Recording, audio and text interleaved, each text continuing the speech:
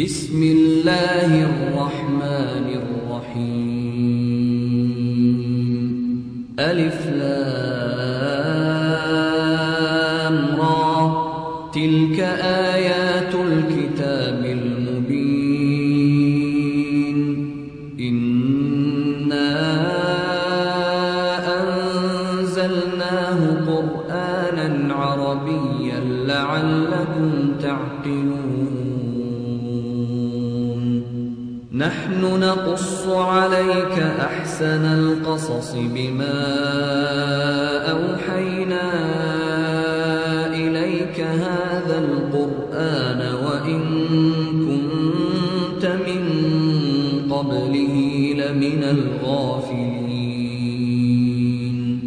إذ قال يوسف لأبيه يا أبت إني رأيت 11 كوكبا والشمس والقمر رأيتهم لي ساجدين قال يا بني لا تقصص رؤياك على إخوتك فيكيدوا لك كيدا.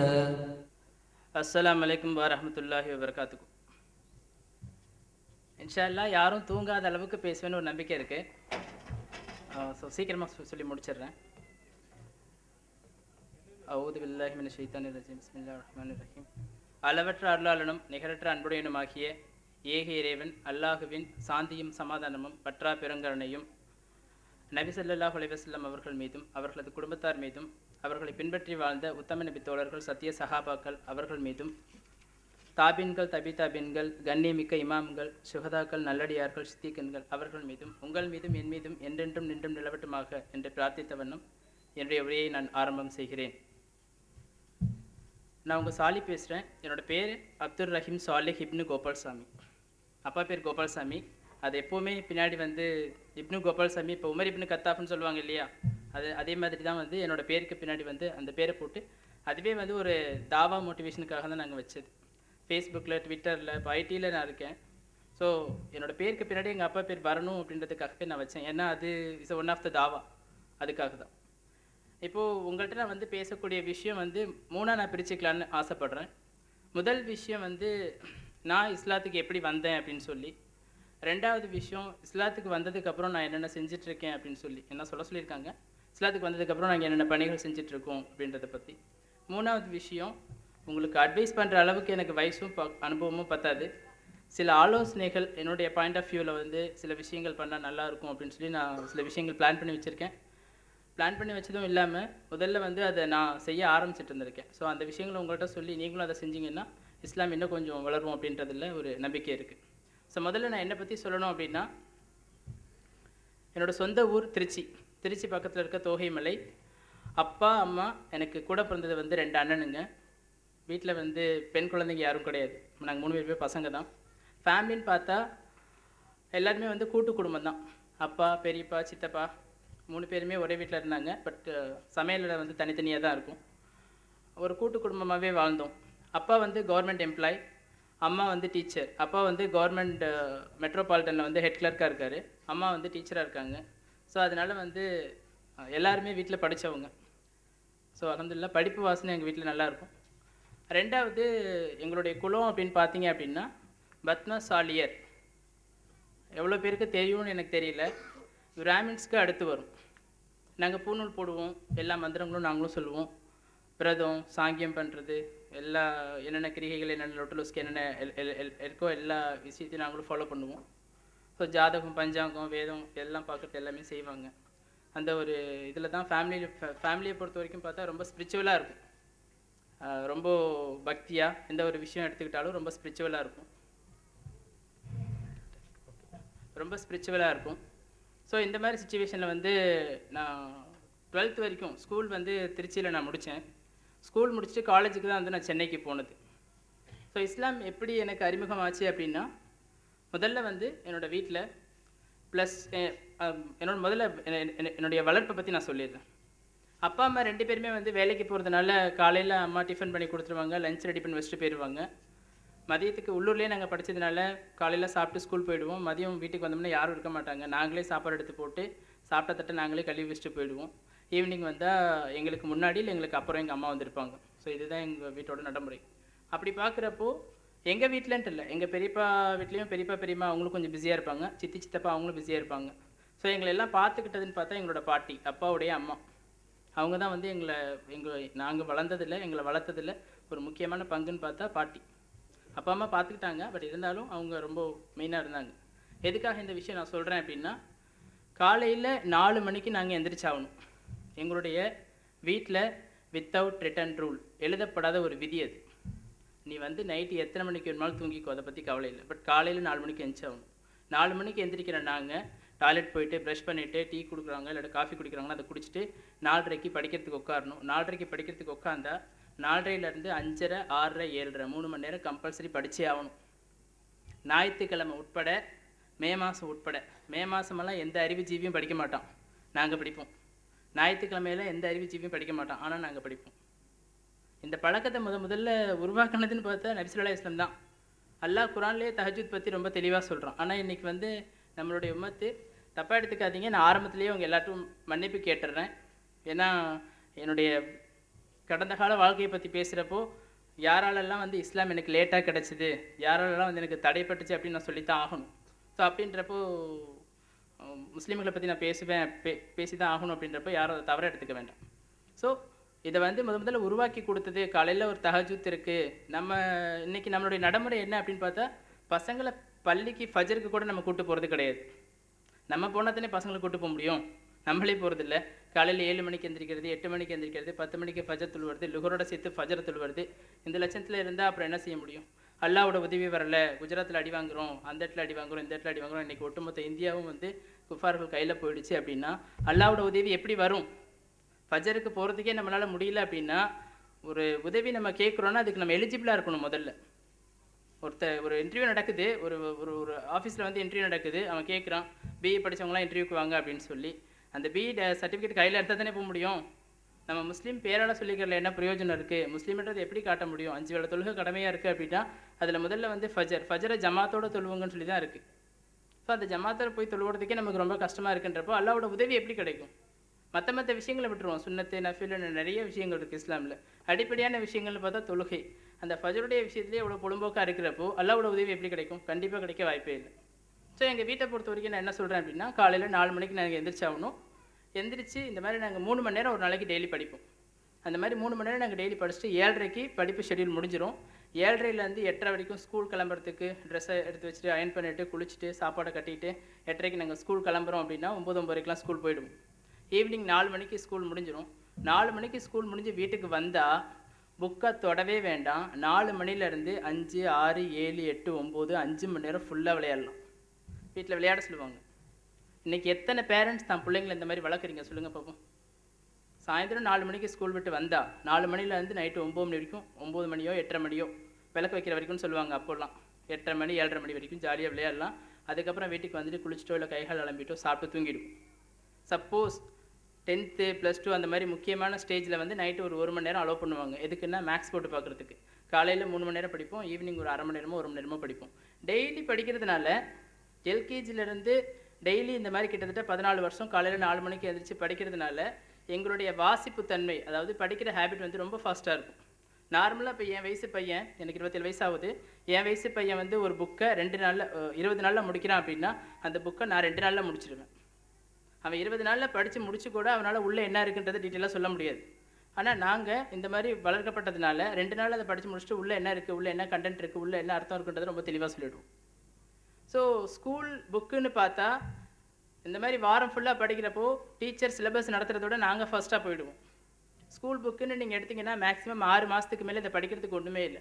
So அதுக்கப்புறம் எங்களோட life எப்படி இருக்கும் அப்படின்னா, படிக்கிறதுக்கு ஒன்றுமே இல்லை, சண்டேலாம் ஒன்றும் படிக்கிறதுக்கு இல்லை, மே மாதம்லாம் ஒன்றும் படிக்கிறதுக்கு இல்லைன்னு எங்கள் பாட்டிக்கிட்ட சொன்னால் அப்போ எங்களை விடவே மாட்டாங்க. நீதி கதைகளை படிங்க, தெனாலிராமன் கதைகளை படிங்க, பைபிள் கதைகளை படிங்க, வேதத்தில் வரக்கூடிய குட்டி குட்டி கதைகள் இருக்கும் சின்ன பசங்களுக்காக, அந்த மாதிரி புக்கு நிறையா வாங்கி கொடுப்பாங்க. ஸோ அந்த மாதிரி படிக்கிறப்ப புது அறிவும் வளரும், எங்களுக்கு படிக்கிற திறனும் வளரும். இப்படி தான் எங்களுடைய க்ரோத் இருந்தது. அன்டில் 10th முடித்தோம். +1 நான் ஜாயின் பண்ணேன். +1 ஜாயின் பண்ணி ஒரு 2-3 மாதத்தில் வந்து என்னுடைய பாட்டி இறந்துட்டாங்க. அப்பாவோட அம்மா வந்து அவங்களுக்கு இறக்குறப்போ கிட்டத்தட்ட 92 வயசு.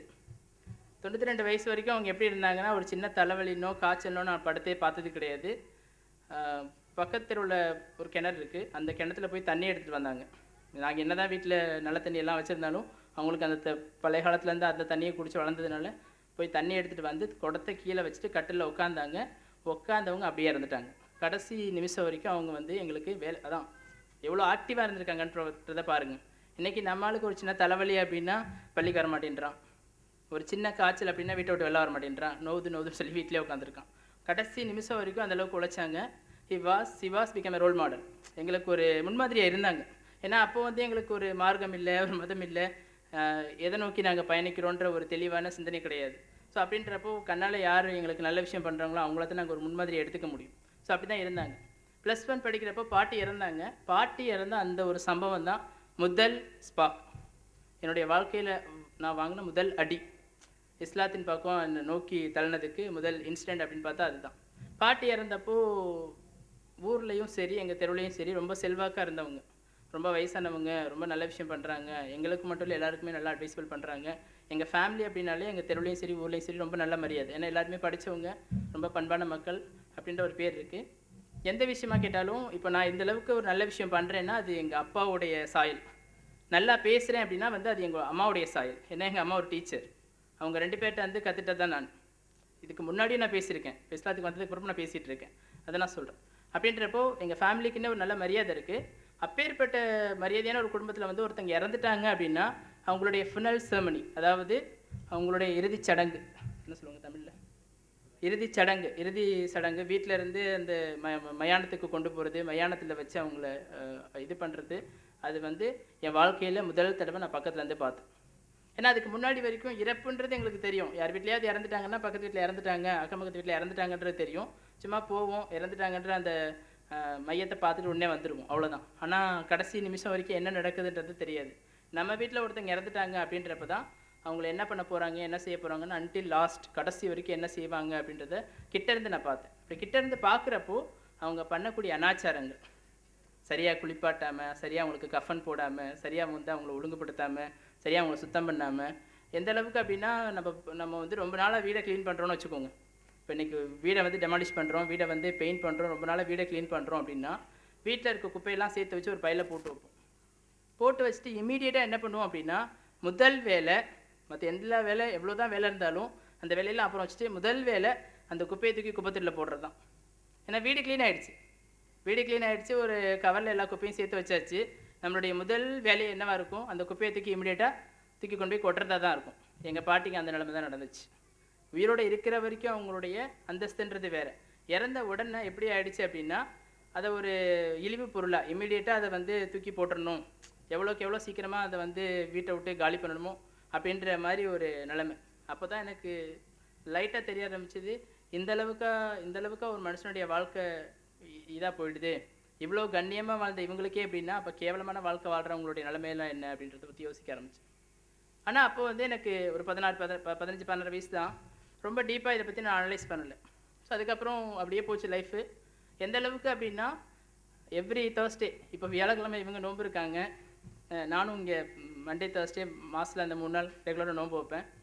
இஸ்லாத்துக்கு வரத்துக்கு முன்னாடியே தட்சிணாமூர்த்தி அந்த ஒரு கடவுளுக்காக வந்து காலையிலேருந்து சாயந்தரம் வரைக்கும் எதுவுமே சாப்பிடாம சுண்டலை வந்து நாள் வெள்ளை சுண்டல் தெரிஞ்சிருக்கும்னு நினைக்கிறேன், அந்த சுண்டல் அதுக்காகவே ஸ்பெசிஃபிக்காக வாங்கி நாள் நைட்டு ஊற போட்டு அடுத்த நாள் காலையில் குளிச்சுட்டு யார்கிட்டையுமே பேசாமல், மௌனவரத்தம் வேறு அந்த லட்சத்தில், யார்கிட்டையும் பேசாமல் அந்த சுண்டலை வந்து நூலில் கோத்து ஒரு பெரிய மாலையாக்கி சாயந்தரம் வரைக்கும் சாப்பிடாம சாயந்தரம் ராகு காலத்தில் போய் நவகிரகம்னு கேள்விப்பட்டிருப்பீங்க, 9 கிரகம் இருக்கும், அதில் ஒன்று வந்து ராகு, அவங்க அந்த இதுக்கு படைச்சிட்டு அதுக்கப்புறம் தான் வீட்டுக்கு வந்து சாப்பிடுவேன் எவ்ரி வியாழக்கிழமை. இப்படி அது இல்லாமல் மாதத்தில் வந்து பிரதோஷ் அன்னைக்கு சிவபெருமானுக்கு விரதம் இருந்து சிவபெருமானை போய் வழிபட்டு வருவோம். ஸோ இந்தளவுக்கு ஒரு டிவோஷனலான ஃபேமிலி. பாட்டி இறக்கிறதுக்கு முன்னாடியும் இறக்கிறதுக்கு அப்புறமும், இறக்கிறதுக்கு முன்னாடி வரைக்கும் வீட்டில் செய்ய சொன்னாங்க, ஒரு பக்தி அப்படின்ற அடிப்படையில் செஞ்சுட்டு இருந்தேன். பாட்டி இறந்ததுக்கு அப்புறம் வந்து செய்கிறப்போ எனக்கே சில நெருடல்கள் வர ஆரம்பிச்சு இது எப்படி சரி ஏதோ பண்ணணுமே, ஏன்னா அது வரைக்கும் பழக்கத்தில் வந்ததுனால சரி பண்ணுவோமே அப்படின்னு சொல்லி பண்ணிகிட்டு இருந்தேன். அதுக்கப்புறம் +2 படிக்கிறப்போ +2 10th நல்ல மார்க்கு. அப்புறம் +1 முடித்தேன். +2 படிக்கிறப்போ +2ல் வந்து எனக்கு டிபி வந்தது. டியூபர்குலோசிஸ் காசநோய் அப்படின்னு சொல்லுவாங்க. காசநோயை பற்றி உங்களுக்கு சொல்லணும் அப்படின்னா, லங்ஸில் வந்து சளி ஜாஸ்தியாக ஃபார்ம் ஆகும். எச்சி துப்புனா சளியாக தான் உங்களுக்கு வரும். ஸோ மற்றபடி அது ஈஸியாக க்யூர் பண்ணலாம். க்யூரபிள் டிசீஸ் தான் அது. அவ்வளோ பெரிய வியாதியெல்லாம் ஒன்றும் கிடையாது. ஸோ 12th படிக்கிறப்ப நான் அப்போது 2004 நான் 12th படித்தேன், 10 வருஷத்துக்கு முன்னாடி. அப்போது வந்து எனக்கு அது புதுசு. என்னாச்சு அப்படின்னா, அதுக்கு சிம்டம்ஸ், அதாவது அதுக்கு அறிகுறிகள் அப்படின்னு பார்த்தீங்கன்னா, ஈவினிங்கில் வந்து ஃபீவர் ஜாஸ்தியாக வரும், உடம்பு வந்து எக்ஸ்ட்ரீமாக ஹீட் ஆகும், அதுக்கப்புறம் வந்து கண் வந்து ரெட் ஆகும், கண் வந்து அந்த வெள்ளைக்கரு வந்து ஃபுல்லாக ரெட் ஆகிடும், தலைவலி ஜாஸ்தியாக எடுக்கும், எச்சி துப்பினாலே வந்து சளியாக தான் வரும். இதெல்லாம் வந்து அந்த காசனுடைய அறிகுறிகள். இந்த அறிகுறியெல்லாம் எனக்கு வர ஆரம்பிச்சதுக்கப்புறம் உள்ளூரில் இருக்க டாக்டர்ஸ்லாம் போய் பார்த்தா எல்லோரும் வந்து சளிக்கு மாத்திரை கொடுக்குறான், அந்த ஃபீவருக்கு மாத்திரை கொடுக்குறான், அந்த எடுக்கிற வாந்திக்கு மாத்திரை கொடுக்குறான், உடம்பு சூடாகிறதுக்கு மாத்திரை கொடுக்குறான். யாரும் அந்த டிபின்னு கண்டுபிடிக்கல கடைசி வரைக்கும். இப்படியே ஒரு 2 மாதம் ட்ரீட்மெண்ட் போய் எதுவுமே சரியாகலை அப்படின்றப்போ திருச்சியில் வேறு ஒரு பெரிய ஆஸ்பத்திரிக்கு போயிட்டு, ஒரு மணப்பாறையில் ஒரு ப்ரைவேட் ஹாஸ்பிட்டலுக்கு போய் பார்த்தோன்னே, கையை தொட்டு பார்த்தோன்னே டாக்டர் சொல்லிட்டாரு டிபியாக இருக்கிறதுக்கு வாய்ப்பு இருக்குது அப்படின்னு சொல்லி இமீடியட்டாக எக்ஸ்ரே எடுத்து என்ன ஏதுன்னு செக் பண்ணாங்க. டிபின்றது கன்ஃபார்ம் ஆகிடுச்சு. அதுக்கப்புறம் வந்து நான் கொஞ்சம் பயந்தேன். அப்போ சொன்னாங்க, இதெல்லாம் ஒன்றும் இல்லைப்பா, க்யூரபிள் டிசீஸ் தான், மெடிசன் வந்து ரெகுலராக சாப்பிட்டே இருக்கணும், ஒரு நாளைக்கு 2 இன்ஜெக்ஷன் போடணும், இன்ஜெக்ஷன் போட்டு நீங்கள் மெடிசன் ரெகுலராக சாப்பிட்டே வந்தீங்கன்னா வித்தின் 2-3 மந்த்ஸ் இது வந்து சரியாயிடும்னு சொல்லிட்டு ஐசியூவில் அட்மிட் பண்ணுற அளவுக்கு உடம்பு போயிடுச்சு. அப்போது எங்கள் அம்மா வந்து கடவுளுக்கு நேர்ந்துக்கிட்டாங்க. அதாவது பையனுக்கு சரியாயிடுச்சுன்னா 3 வருஷம் பாலாபிஷேகம் பண்ணுறோம் அப்படின்னு சொல்லி நேர்ந்துக்கிட்டாங்க. அல்ஹம்துலில்லாஹ், அல்லாவோட கிருபையால் அதுவும் ஒரு 2 மாதத்தில் ட்ரீட்மெண்ட் நம்ம ரெகுலராக ப்ரொசீஜர் படி எடுக்கிறோம் இல்லையா.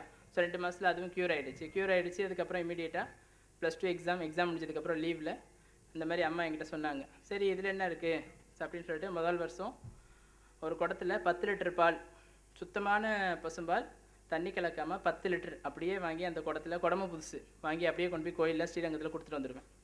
நான் ஊற்றுறதை பார்க்கல. 2வது வருஷமும் அதே மாதிரி ஆச்சு. இதுக்கு நடுவில் வந்து என்ன ஆச்சு அப்படின்னா, பாட்டி இறந்தது அப்பப்போ ஞாபகம் வந்துகிட்டே இருக்கும். இந்த உடம்பு சரியில்லாதது இப்போது அதுக்கப்புறம் சரியானது, அம்மா வந்து கோயிலுக்கு போக சொன்னது.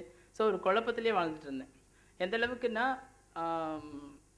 12th முடிச்சுட்டு சென்னையில் வந்து எங்கள் அண்ணன் திருவான்மியூரில் ஸ்டே பண்ணியிருந்தாங்க. அவர் கூட வந்து நான் ஸ்டே பண்ணியிருந்தேன். திருவான்மியூரில் ஸ்டே பண்ணியிருக்கப்போ திருவான்மியூரில் வந்து ஒரு கோயில் இருக்குது, சிவபெருமானோட கோயில் தான். குளிச்சுட்டு ஈவினிங் அந்த கோயிலுக்கு போகிறப்போ யாராவது லைட்டாக இடிச்சிட்டாங்கன்னா திருப்பி வீட்டுக்கு போய் குளிச்சுட்டு வருவேன். யாரும் தொட்டக்கூடாது, அவ்வளோ சுத்தமாக கோயிலுக்கு போகணும்னு சொல்லிட்டு கோயிலுக்கு போகிற வழியில் வீட்டிலேருந்து கோயில் கிட்டத்தட்ட ஒரு 1/2 கிலோமீட்ரு. வீட்டில் தலை குளிச்சுட்டு கோயிலுக்கு கிளம்புறப்போ யாராவது வழியில் இடிச்சிட்டாலே திருப்பி வீட்டுக்கு போய் குளிச்சுட்டு திருப்பி கோயிலுக்கு போவேன். அந்தளவுக்கு சுத்தமாக இருப்பேன்.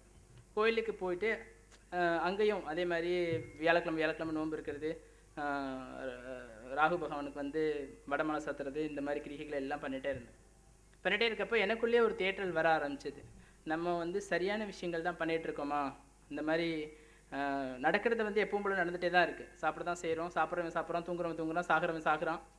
பட் நம்ம இந்த மாதிரி எல்லாமே காசாக பொருளை இந்த மாதிரி பண்ணிகிட்டே இருக்கோமே, நம்மளுடைய வழிபாட்டு முறை சரியா அப்படின்ற ஒரு ஸ்பார்க் வந்தது.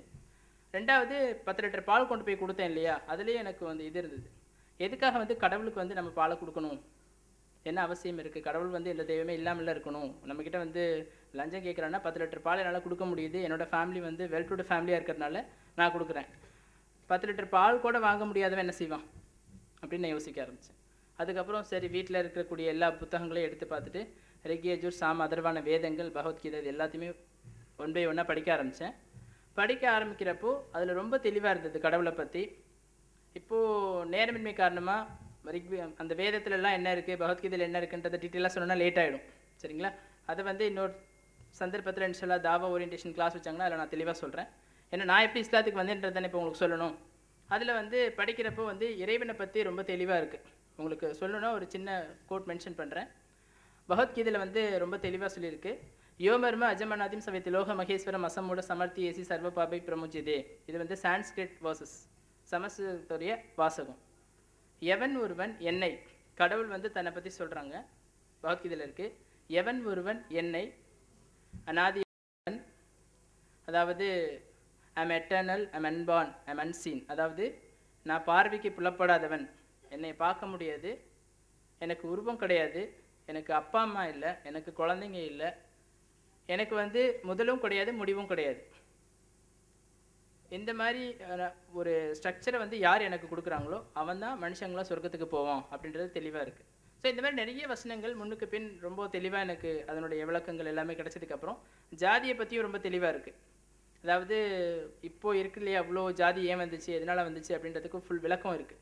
ஸோ அப்படின்றப்ப இதெல்லாம் படித்ததுக்கப்புறம் அங்கே டெக்ஸ்டுவலாக ஒன்று இருக்குது, அதாவது வேதத்தில் கிதாப்புகளில் ஒன்று இருக்குது, பட் வாழ்க்கை முறையில் வந்து இவங்க வந்து ரொம்ப வித்தியாசமாக பண்ணிகிட்டு இருக்காங்களே அப்படின்னு சொல்லிட்டு அதை வெறுக்க போகிறப்போ ரெண்டாவது வருஷமாக வந்துருச்சு. 2வது வருஷமாக 10 லிட்டர் பால் கொண்டு போய் வாங்கி கொடுத்துட்டேன்.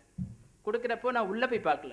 ஆக்சுவலாக நான் பண்ண மிஸ்டேக் என்னென்னா, பால் கொண்டு போய் அங்கே இருக்க கடவுளுக்கு படைக்கணும், கடவுளுக்கு வந்து பாலாபிஷேகம் பண்ணணும்னு சொன்னாங்க. அதை நான் பெருசாக எடுத்துக்கல. முதல் வருஷமும் 10 லிட்டர் வாங்கி கொடுத்துட்டேன், 2வது வருஷமும் 10 லிட்டர் வாங்கி கொடுத்துட்டேன். 3வது செய்கின்றவனே பரலோக ராஜ்யத்தில் பிரவேசிப்பவனே அல்லாமல் என்னை நோக்கி கர்த்தாவே கர்த்தாவே என்று சொல்லுகிறவன் அதில் பிரவேசிப்பதில்லை அப்படின்னு சொல்லி ஜீசஸ் கிரைஸ்ட் தன்னுடைய சகாக்கள்கிட்ட சொல்லுவாங்க. அதாவது யார் வந்து நான் யாரை வணங்குறனோ அவரை வணங்குறீங்களோ அதை விட்டுட்டு என்னை பார்த்து நான் தான் கடவுள்னு யாராவது சொன்னீங்க அப்படின்னா உங்களுக்கு வந்து சொர்க்கத்தில் இடம் இல்லை அப்படின்றது அந்த வசனோட தெரிய உள்ளடத்தும். அதுக்கு அடுத்து அவங்களுடைய சகாக்கள் சொல்லுவாங்க, இது பைபிள் அப்படியே இருக்குது, வார்த்தை மரமாக இருக்குது. அவங்களுடைய சகாக்கள் சொல்லுவாங்க, கர்த்தரே உன்னுடைய திருநாமத்தினால் தானே நாங்கள் வந்து என்ன சொல்கிறது நிறைய நோய் நிவாரணம் பெற்றோம், உன்னுடைய திருநாமத்தினால் தானே வந்து சத்தவங்க நாங்கள் பிழைக்க வச்சோம், இந்த மாதிரி உங்களுடைய பேரை சொல்லி தானே நாங்கள் நிறைய அற்புதங்கள் நடந்துச்சு அப்படின்றப்போ அப்போது ஜீசஸ் கிரைஸ்ட் சொல்லுவார், எதுவுமே என்னால் நடக்கலை, இறைவன் எனக்கு கொடுத்த சக்தியால் நடந்தது. இந்த மாதிரி நீங்கள் சொல்லிட்டு மறுமையில் எனக்கு முன்னாடி வந்தீங்கன்னா அக்கிரமக்காரர்களே அகன்று போங்கள், எனக்கு வந்து உங்களை யாரையுமே தெரியவே தெரியாதுன்னு சொல்லிட்டு நான் எஸ்கேப் ஆகிடுவேன், நான் வந்து போயிடுவேன் அப்படின்றதும் தெளிவாங்க இருக்குது. ஸோ இந்தளவுக்கு தெளிவாக இருக்கிறப்போ இதை அப்படியே விட்டுறக்கூடாதுன்னு சொல்லிட்டு சென்னையில் இருக்கக்கூடிய மெஜாரிட்டி பெரிய பெரிய சர்ச் இல்லை சின்ன லெவலில் இருக்கக்கூடிய பாஸ்டர்ஸ், கிறிஸ்டின் பாஸ்டர்ஸ் அவங்கள்ட்ட போய் இதுக்கு விளக்கம் கேட்க ஆரம்பித்தேன். விளக்கம் கேட்க ஆரம்பிக்கிறப்போ எப்படி இந்து மதத்தில் குருமார்கள் போட்டு ஒரு குழப்பினாங்களோ இவங்களுக்கு தாத்தாவாக இருக்காங்க அவங்களுக்கு எவ்வளோ முடியுமோ மேக்ஸிமம் அவ்வளோ ட்ரை பண்ணுறாங்க. ட்ரை பண்ணி எந்த அளவுக்குன்னா பிதாசுதன் பரிசுத்த ஆவி அப்படின்னு சொல்கிறாங்க ஒருத்தங்க. இன்னொரு குரூப், இன்னொரு பாதிரியார் கிட்டத்தட்ட என்கிட்ட ரொம்ப எக்ஸ்ட்ரீமாக ஆர்கியூ பண்ணது வந்து ஒரு பாதிரியார் ஒரு 8 மணி நேரம் கண்டினியூஸாக பேசியிருப்பார். பேசுகிறப்போ அவர் என்ன சொல்ல வர்றாரு அப்படின்னா, இயேசு வந்து பிதா மகன் இறைவனுடைய குமாரன் தேவகுமாரன் அப்படின்னு சொல்கிறார்.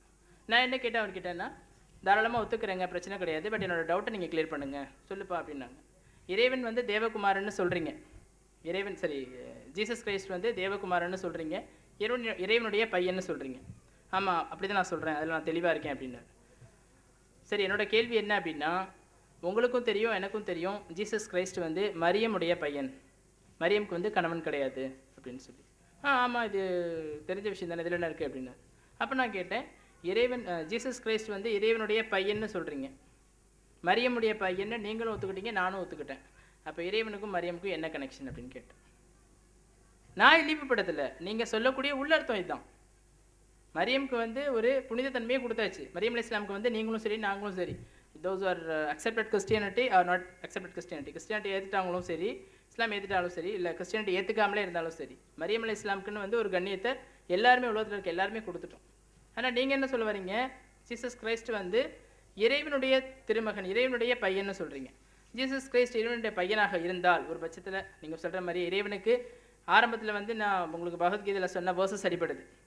கடவுளாகப்பட்டவன் வந்து அவனுக்கு உருவம் கற்பிக்கக்கூடாது, அப்பா இருக்கக்கூடாது, அம்மா இருக்கக்கூடாது, பசங்க இருக்கக்கூடாதுன்னு தெளிவாக பகவத்கீதையிலையும் வேதங்களையும் சொல்லுது. நீங்கள் இங்கே வந்துட்டு திருப்பி வந்து கடவுளுக்கு பையன் இருக்கான், இவர் தான் வந்து கடவுளோட பையன் அப்படின்னா இப்போ மரியமுக்கும் கடவுளுக்கும் என்ன ரிலேஷன்ஷிப்? கடவுளுக்கும் மரியமுக்கும் பிறந்த குழந்தை வந்து ஜீசஸ் கிரைஸ்ட்னு நீங்கள் சொல்கிறீங்களா அப்படின்னா, இல்லை ரூஹு ஊதப்பட்டிருக்கு. அதைத்தான் நானும் கேட்குறேன். அப்பான்னா சொந்த அப்பாவை தான் இருக்க முடியும், வாடகைக்கு யாரும் அப்பா வச்சுக்க மாட்டாங்க அப்படின்னு நான் சொன்னேன். இது சொன்னோன்னா ஒரு கோவம் வந்துருச்சு. ஸோ ஆர்குமெண்ட் ரீஆர்குமெண்ட் இப்படியே போனாங்க. போகிறப்ப அட் ஒன் ஸ்டேஜ் திருப்பி நான் இன்னொரு கேள்வி கேட்டேன். அதாவது ஒவ்வொரு சர்ச்லேயுமே வந்து ப்ளஸ் சிம்பிள் சிலுவை தானே, சிலுவையுடைய சிம்பிள் வந்து இல்லாத சர்ச்சே கிடையாது, ஆமாம் தானே அப்படின்னு. ஆமாப்பா இருக்குது, எல்லா சர்ச்லேயுமே இருக்குது, எதுக்காக அதை வச்சுருக்கீங்க அப்படின்னு கேட்டேன். ஜீசஸ் கிரைஸ்ட்டை வந்து சிலுவையில் அரைஞ்சாங்க, அது ஒரு புனிதம் இல்லையா, அதுக்காக வச்சோம் அப்படின்னு. அப்போ நான் கேட்டேன், இப்போ உங்களுக்கும் எனக்கும் ஒரு வார் நடக்குது, நீங்கள் ஒரு நாட்டுக்கு அதிபதி நான் ஒரு நாட்டுக்கு அதிபதி அப்படின்னா, உங்களுக்கு எனக்கு ஒரு பெரிய சண்டை நடக்குது அப்படின்னா, நான் வந்து உங்களை போரில் வீழ்த்தணும், நான் வந்து உங்களை கொல்லணும், அதான் என்னுடைய அல்டிமேட், உங்களை கொண்டா முடிஞ்சு போச்சு. ஸோ எதிராளியை கொல்றதுக்கு வந்து நான் என்ன வேணுமாலும் யூஸ் பண்ணலாம், தூக்கில் போடலாம், பாய்சன் கொடுக்கலாம், கத்தியால் குத்தலாம், அருவாளால் வெட்டலாம், சித்திரவதை பண்ணி கொலை பண்ணலாம். ஸோ நிறைய மெத்தட் இருக்குது ஒருத்தங்களுக்கு வந்து கொல்றதுக்கு. ஜீசஸ் கிரைஸ்ட்டை வந்து கொல்றதுக்கு யூஸ் பண்ணப்பட்ட கருவி தான் சிலுவை. அதை புனிதம்னு நீங்கள் எப்படி சொல்ல முடியும்? அப்போ கத்தியால் குத்திருந்தால் எல்லா சர்ச்லேயும் கத்தியை வைப்பீங்களா? துப்பாக்கியால் சுட்டிருந்தா எல்லா சர்ச்லேயும் துப்பாக்கி வைப்பீங்களா? அறிவாளால் வெட்டினா எல்லா சர்ச்லேயுமே வந்து மேலே அறிவாளை வைப்பீங்களா அப்படின்னு கேட்டேன். அதுக்கும் அவரால் வந்து ஒரு தர்க்க ரீதி என்ன, பைபிளில் இருந்தாலுமே, பைபிளில் இருக்கோ இல்லையோ நான் அதை பற்றி பேசவில்லை. லாஜிக்கலாக எந்த ஒரு விஷயமா இருந்தாலும் லாஜிக்கலாக you have to be answer. லாஜிக்கலாவது நீங்கள் ஆன்சர் பண்ணுங்கள், இல்லை பைபிளில் இருந்தாலும் நீங்கள் ஆன்சர் பண்ணுங்கள் அப்படின்னு சொன்னேன். அவரால் லாஜிக்கலாகவும் ப்ரூவ் பண்ண முடியல, பைபிளில் இருந்தும் கொடுக்க முடியல. ஸோ ஒரு லெவலுக்கு மேலே என்ன ஆகிடுச்சுன்னா இவங்கள்ட்ட பேசுகிறதே வேஸ்ட்டு, நமக்கு தெரிஞ்ச அளவுக்கு கூட இவங்களுக்கு தெரியலன்றது எனக்கு ரொம்ப வேதனையாக இருந்தது. ஸோ அதுக்கப்புறம் அதை விட்டுட்டு அதுக்கப்புறம் இங்கே ஊரில் திருச்சியில் என்னுடைய என் சொந்த வீட்டுக்கு பக்கத்து வீடு முஸ்லீம் ஃபேமிலி தான். எதுக்காக சொன்னேன்னா ஆரம்பத்துலேயே சொன்னேன், மன்னிச்சிடுங்க அப்படின்னு. அவங்க முஸ்லீம் ஃபேமிலி தான், அவங்களுக்குள்ளே தொழுதாங்க நோன்பு வச்சாங்களே தவிர இதுதான் இஸ்லாம்னு சொல்லி அவங்க யாருக்கும் காமிக்கல. அவங்க மட்டும் கிடையாது, என் ஊரில் இருக்க யாருக்குமே இஸ்லாம் அப்படின்றது வந்து அவங்களுக்கே இன்னும் முழுசாக புரியல போல இருக்குது பாவம். அந்த நிலைமையில தான் அவங்க இருக்காங்க. ஸோ அப்படின்றப்போ பக்கத்து வீடு, அவங்களுக்கும் என் வீட்டுக்கும் நடுவில் ஒரே ஒரு காம்பவுண்ட் மட்டும்தான். பக்கத்து வீடு முஸ்லீம், 20-30 வருஷமாக வந்து அண்ணன் தம்பியாக பழகிட்டு இருக்காங்க. ஆனால் இஸ்லாம் இதுதான் வந்து அவங்க எனக்கு சொல்லலை. அதே மாதிரி சென்னையில் திருவான்மையில் நான் ஸ்டே பண்ணியிருக்கப்போ எனக்கு பக்கத்து வீடு ஒரு முஸ்லீம் ஃபேமிலி தான். அங்கே வந்து எனக்கு ஒரு ஃப்ரெண்டு இருந்தான் இம்ரான் சொல்லிட்டு, அவனும் வேறு காலேஜில் படித்தேன், நான் வேறு காலேஜில் படித்தேன். அவனுடைய அப்பாவுடைய பிஸ்னஸ் பார்ட்னர் ஒருத்தர் இருந்தார். அவர் ஒரு நாள் கூப்பிட்டு வந்து என்னை பீச்சில் உட்கார வச்சு கிட்டத்தட்ட ஒரு மணி நேரம் ஃபுல்லாக லெக்சர் கொடுத்தாரு. இஸ்லாம் பற்றி சொல்கிறதுக்கு பதிலாக இஸ்லாமில் என்னென்ன சயின்ஸ் இருக்குது, இஸ்லாம் வந்து சயின்ஸில் இதை சொல்லுது அதை சொல்லுதுன்னு அவர் பாட்டுக்கு ஒரு லிஸ்ட் எடுக்க ஆரம்பிச்சிட்டாரு. நான் சும்மா இருப்பேனா, வேதத்தில் வந்து சயின்ஸை பற்றி இது சொல்லுது அது சொல்லுதுன்னு சொல்லி நானும் பேசவும் 2 பேரோட பேச்சு ஈக்குவலாக இருந்ததுனால அவரால் ஒன்றும் பண்ண முடியல. அன்னைக்கு அவர் சப்போஸ் அல்லாவுடைய வகதானியத்தை பற்றி சொல்லியிருந்தால் கண்டிப்பாக நான் இஸ்லாத்தை ஏற்றிருந்திருப்பேன். ஏன்னா தாவா எப்படி பண்ணணும்னே தெரியல, அதுதான் ஒரு வருத்தத்துக்குரிய ஒரு விஷயம். 2வது அஹ்லாக், அவர் அவ்வளோ ஃபுல்லாக எனக்கு எத்தி வச்சாரே ஒழிய அவர் பர்சனல் கேரக்டர்னு பார்த்தா சொல்கிற அளவுக்கு இல்லை. என் ஃப்ரெண்டோட அப்பாவோட பிஸ்னஸில் ஏமாத்திட்டு போனவர், அவர் வந்து இஸ்லாம் பற்றி சொல்கிறாங்க அப்படின்றப்போ எந்த அளவுக்கு ஏற்றுக்கக்கூடியன்றதை நீங்கள் கொஞ்சம் யோசிச்சுக்கோங்க. ஸோ 2 விஷயம் முக்கியம். முதல்ல சொல்லக்கூடிய விஷயத்தை வந்து நம்ம தெளிவாக சொல்லணும். 2வது வந்து நம்மளுடைய பர்சனல் கேரக்டர் எந்த விதத்துலையும் அடிபடாத அளவுக்கு நம்ம பார்த்துக்கணும். இது 2 ரொம்ப முக்கியம்.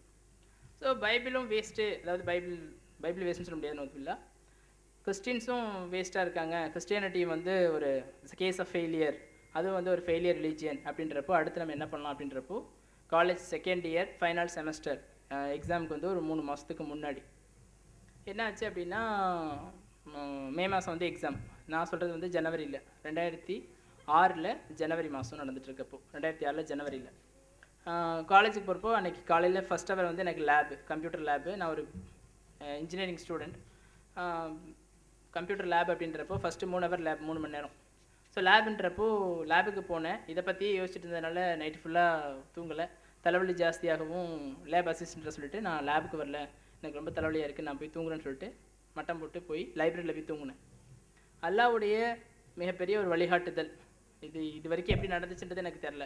அல்லாவுடைய கைடன்ஸ் வந்து யாருக்கு எப்போ எப்படி கிடைக்குன்றது நம்மளால் சொல்ல முடியாது. அல்லாஹ் அல்ஹம்துலில்லாஹ் என்ன அவனோட அடியானை ஏற்றுட்டேன்னு தான் சொல்லுவேன். லைப்ரரியில் போய் நான் படுத்து தூங்கிட்டு இருந்தேன். 2 ஹவருக்கு அப்புறம் ரொம்ப சரி தூக்கம் முடிச்சு எந்திரிக்கிறப்போ என்னுடைய டேபிளில், லைப்ரரியில் வந்து அங்கங்கே டேபிள் போட்டிருப்பாங்க, ஹோட்டல்ஸில் வந்து 4 சேர் டேபிள் போட்டு வச்சுருக்காங்களே அது மாதிரி போட்டு வச்சுருப்பாங்க. நான் படுத்து தூங்கி எந்திரிச்சதுக்கப்புறம் பார்த்தா அந்த டேபிளில் வந்து நேச்சர் ஆஃப் ரிலீஜியன், இயற்கை மதம் அப்படின்னு சொல்லிட்டு ஒரு புக் இருந்தது. பொதுவாக லைப்ரரியில் வந்து ரிலீஜியஸ் சம்மந்தப்பட்ட புக்கு வந்து அலௌட் கிடையாது. ஏன்னா பள்ளியில் வந்து மஸ்ஜிதுன்னு தனியாக இருக்குது, அங்கே தான் இந்த மாதிரி புக்கு எதுவும் அலௌட் கிடையாது. அந்த மாதிரி ஒரு புக் இருக்கவும் எனக்கு வந்து ரொம்ப ஆச்சரியமாக இருந்தது. இப்படி ஒரு புக்கு இருக்கே, புக்கோட தலைப்பே வந்து வித்தியாசமாக இருக்கே அப்படின்னு சொல்லிட்டு இந்த புக்கை போய் லைப்ரரிகிட்ட கேட்டேன், இந்த புக்கு யார் வச்சாங்க அப்படின்றப்போ தெரிலப்பா யாருக்கு வந்து வச்சாங்கன்னு சொல்லி. சரி யார் வேணுமாலும் வச்சுட்டு போட்டோம், எனக்கு இன்றைக்கி ஒரு நாள் மட்டும் டைம் கொடுங்க, இந்த புக்கை வந்து யாராவது வந்து கேட்டாங்கன்னா நான் எடுத்துகிட்டு போனேன்னு சொல்லுங்கள், என் ஃபோன் நம்பர் கொடுத்துட்டு நாளைக்கு வந்து நான் புக்கை நான் கொடுத்துட்றேன் அப்படின்னு சொல்லிட்டு அந்த புக்கை வீட்டுக்கு எடுத்துகிட்டு வந்துட்டேன். இதுக்கு முன்னாடி உங்கள்கிட்ட ஒரு இன்சிடென்ட் சொல்லி ஆகணும்.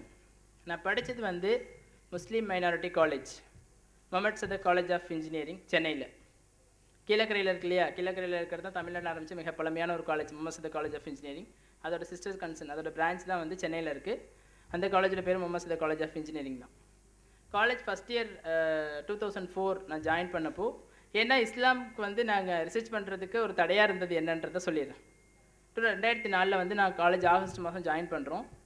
அக்டோபரில் வந்து ரம்தான் வந்தது. அக்டோபரில் வந்து ரம்ஜான் வந்தது. காலேஜ் வந்து ரெகுலராக போவோம் வருவோம்.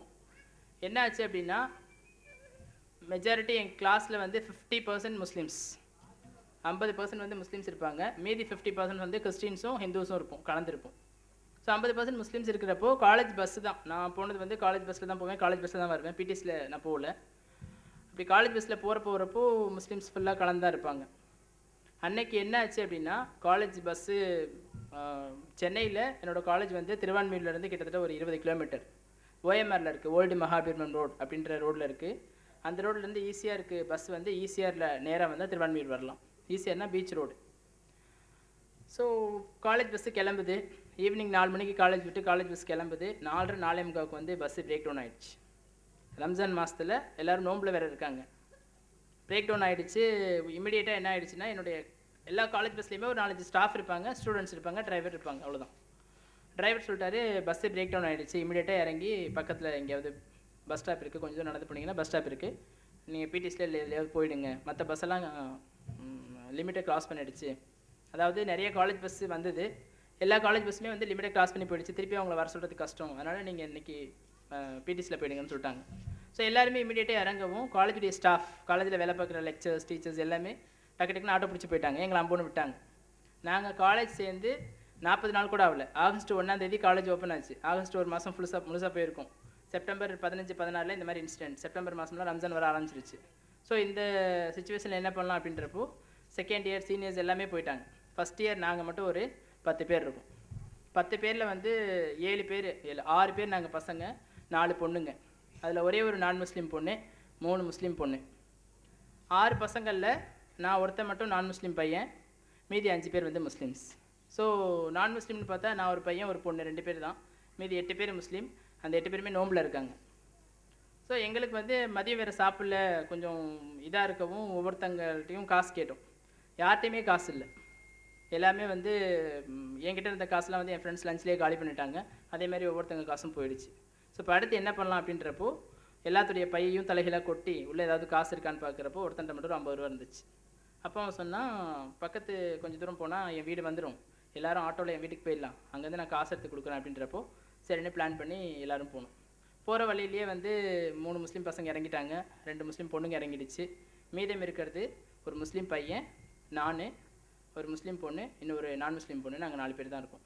அவனோட வீடு வந்துச்சு. அவன் வீட்டுக்கு போய் 500 ரூபா காசு எங்கள் கையில் எடுத்து கொடுத்து, நீங்கள் 3 பேரும் ஆட்டோ பிடிச்சி போயிடுங்க அப்படின்னு சொல்லிட்டான். அந்த பையனும் போயிட்டான். மீதம் இருக்கிறது நாங்கள் 3 பேர் தான். ஒரு நான் முஸ்லீம் பொண்ணு, ஒரு முஸ்லீம் பொண்ணு, நான் ஒரு பையன், 3 பேர் தான் இருக்கும். திருவான்மியூர் வரோம். இந்த இதுலேயே வந்து எங்களுக்கு லேட் ஆகி, ஆக்சுவலாக நடுவில் என்ன ஆகிடுச்சு அப்படின்னா, 2 பேர் பஸ்லேயே இருந்தாங்க, 3 பேர் ஏர்லைன்னு சொல்லிட்டு போனவங்க பாதிலே இறங்கிட்டாங்க. இந்த கன்ஃபியூஷன்லேயே கிட்டத்தட்ட ஒரு 3 மணி நேரம் வேஸ்ட்டாக போயிடுச்சு. ஸோ 4:45 5:45 கிட்டத்தட்ட 6 ஆகிடுச்சு. 6 ஆகிறப்போ எல்லாருமே போகவும் கடைசியில் நாங்கள் 3 பேர் தான் இருந்தோம். 3 பேரில் வந்து ஒரு முஸ்லீம் பொண்ணு, நாங்கள் 2 பேர் நான் முஸ்லீம், ஒரு பொண்ணு, நான் ஒரு ஆள் இருக்கேன், 3 பேர் இருக்கோம். திருவான்மியூர் போய் சேர்ந்துட்டோம். மழை பயங்கரமாக பிடிக்க ஆரம்பிச்சிருச்சு. சரி, மழை பிடிக்குது, மழை பெய்யுது, இந்த நேரத்தில் நம்ம ட்ராவல் பண்ண முடியாதுன்னு சொல்லிட்டு சைடில் ஒரு ஓரத்தில் ஹோட்டலில் தங்கிட்டு, அந்த ஹோட்டலில் தங்கலை, ஹோட்டல் வாசலில் நின்றுட்டு இருந்தோம். சரி, உள்ளே போய் சாப்பிட்டு வரலாமே போய் சாப்பிட்டுட்டு வெளில வந்து உட்காந்துருந்தோம். வெளில வந்து உட்காந்துருக்கப்போ அந்த முஸ்லீம் பொண்ணு வந்து தன்னோட பையை ஃபுல்லாக தொலைவுனா அந்த பையில் இன்னும் ஒரு 300 ரூபா காசு இருந்தது. ஏத்தாப்பில் பார்த்தா தியேட்டர். படம் கேவலமான ஒரு படம், வாயில் நான் சொல்ல விரும்பலை, தமிழ் படம் தான், ரொம்ப கேவலம். அதுக்கு ப்ளூ ஃபிலிமே பார்த்துடலாம், அவ்வளோ கேவலமாக இருந்துச்சு அந்த படம். இந்த பொண்ணு என்ன பண்ணான்னா, இவ்வளோ தூரம் ஆகிடுச்சு, பஸ்ஸே பிரேக் டவுன் ஆகிடுச்சு, இனிமேல் என்ன பண்ண போகிறோம், 3 பேர் தான் இருக்கும். முஸ்லீம் பொண்ணுங்க, நான் முஸ்லீம் பொண்ணு செய்யலை. அப்படி முஸ்லீம் பொண்ணு செஞ்சது, நம்ம போய் படத்தை பார்த்துட்டு போயிடலாம் அப்படின்னு சொல்லிட்டு நேராக தியேட்டருக்கு போனோம். தியேட்டர் டிக்கெட் கிடைக்கல, ஹவுஸ்ஃபுல் போர்டு போட்டான். நேராக போய் அங்கே இருக்க வெளில நின்றுப்பாங்களே அவங்கள்ட்ட பேசி பிளாக்ல ஒரு டிக்கெட் 150 ரூபான்னு 350 ரூபாய்க்கு, சரி, ஒரு டிக்கெட் 150 ரூபா 450 ரூபாய்க்கு 3 டிக்கெட்டை வாங்கிட்டேன். முஸ்லீம் பொண்ணு, ரம்ஜான் மாதம். அப்போ பேரண்ட்ஸ் வந்து எந்தளவுக்கு பேருந்தில் வளர்த்துருப்பாங்கன்றது கொஞ்சம் பாருங்கள். வாங்கிட்டு எங்களையும் கூப்பிட்டா உள்ளே போச்சு. அப்போ எங்களுக்கு என்ன இருக்குது, பசியோட போகிறவனுக்கு பிரியாணி வாங்கி கொடுத்தா எப்படி இருக்கும், அந்த மாதிரி தான் இருந்தது. சும்மா போகிறவனை வந்து ஹோட்டலுக்கு போய் சாப்பிட வச்சு தியேட்டருக்கு போகலான்றப்போ நாங்கள் என்ன சொல்லுவோம், அவங்க தான் தடுக்கணும், அவங்களே ஒன்றும் சொல்லலை, நான் முஸ்லீம் பொண்ணும் ஒன்றும் சொல்லலை, நானும் ஒன்றும் சொல்லலை, சரி போகலாம் அப்படின்றப்போ இப்போ அந்த படத்தை பார்த்தோம். அந்த படம் பார்த்தா காமெடி, 3.5 மணி நேரம் படம். 6:30 படத்தை போட்டால் முடியும்னு பார்த்தா முடியவே இல்லை. 9:50 9:30 ஆகிடுச்சு. என்னால் இருக்க முடியல. ரொம்ப லேட் ஆகிடுச்சுமா, உங்கள் வீட்டில் திட்ட போகிறாங்க. எனக்கு பிரச்சனை கிடையாது, என் வீடு திருச்சியில் இருக்குது, எங்கள் அண்ணன் தான், எங்கள் அண்ணன்ட்ட நான் பேசி சமாளிச்சுப்பேன், உங்கள் வீட்டில் உங்கள் அப்பா அம்மா திட்டுவாங்க அப்படின்னு சொல்கிறப்போ படம் முடியவே இல்லை. 9:40க்கு வெளில வந்தோம். 9:40க்கு வெளில வரத்துக்குள்ளே என்ன ஆகிடுச்சுன்னா, இந்த 2 பொண்ணுங்களோட வீட்டில் இருந்தும் டீச்சர்ஸ்க்கு, லெக்சர்ஸ்க்கு, காலேஜுக்கு, மேனேஜ்மெண்ட்டுக்கு ஃபுல்லாக ஃபோன் போயிடுச்சு. ஃபோன் போய் அவங்க மேனேஜ்மெண்ட்டெல்லாம் ஒரே டென்ஷனில் இருக்காங்க. 2 பொண்ணுங்களை காணோம், ஒரு பையனை காணோம், என்னாச்சு இவ்வளோ நேரம் ஆச்சு 9:40 வரைக்கும் வரல அப்படின்றப்போ, அதுக்கப்புறம் 2 பொண்ணுக்கும் தனித்தனியாக ஆட்டோ பிடிச்சி அவங்களுக்கு கொண்டு போய் வீட்டில் விட்டுறப்போ, அவங்க வீட்டில் என்னோட இமேஜ் பெருசாகிடுச்சு. என்னென்னா, பையன் பொறுப்பாக இருந்து நம்ம பொண்ணுங்களை கூட்டு கொண்டு வந்து வீட்டில் விட்டுருக்கான். அப்படி முஸ்லீம் வீட்லேயும் நான் முஸ்லீம் வீட்லேயும் நாங்கள் பண்ண கூத்து வெளில தரல. பையன் வந்து பரவாயில்ல. எங்கள்கிட்ட கேட்டாங்க, நாங்கள் என்ன சொன்னோம், எல்லோரும் விட்டு போயிட்டாங்க, கையில் காசு இல்லை, ஃப்ரெண்டு வீட்டுக்கு போயிட்டு காசு வாங்கிட்டு வரப்போ மழை பிடிச்சிருச்சு, மழை நிற்கவே இல்லை, 7 மணிலேருந்து 9 மணிக்கு மழை பெஞ்சுது, அதனால் மழை நிற்கட்டும்னு வெயிட் பண்ணோம். மழை நின்னதுக்கப்புறம் ஆட்டோ பிடிச்சோம், எங்களுக்கு ரூட்டு தெரில, நாங்கள் அந்த ஏரியாவுக்கு புதுசு, ரூட்டு கேட்டு வரதுக்குள்ள லேட் ஆகிடுச்சு அப்படின்னு இப்படி சொல்லி அந்த 2 பொண்ணுங்களையும் அவங்க வீட்டில் சேஃப்டியாக விட்டுட்டு நான் வந்தேன். ஸோ அன்னையிலேருந்து அவங்க வீட்டில் எனக்கு மரியாதை ஜாஸ்தி ஆகிடுச்சு. பரவாயில்ல, வந்து சின்ன பையனாக இருந்தாலும் கொண்டு வந்து வீட்டில் பத்திரமா விட்டுருக்கேன் அப்படின்னு சொல்லி. அன்னைக்கு அந்த பொண்ணு சப்போஸ் ரம்ஜான் மாதம் ஒரு முஸ்லீம் பொண்ணு செஞ்ச காரியம் இது. ஏன்னா அன்னைக்கு இதை செய்யாமல் இருந்ததாலாவது ஓரளவுக்கு இஸ்லாத்துக்கு வரத்துக்கு எங்களுக்கு ஒரு வழி கிடச்சிருக்கும்னு நான் நம்புகிறேன். ஏன்னா இஸ்லாத்துக்கு வந்து ஒரு விஷயம் வந்து நம்மளை யோசிக்க விடாமல் பிளாக் பண்ணுறது வந்து முஸ்லீம்ஸ் தான்.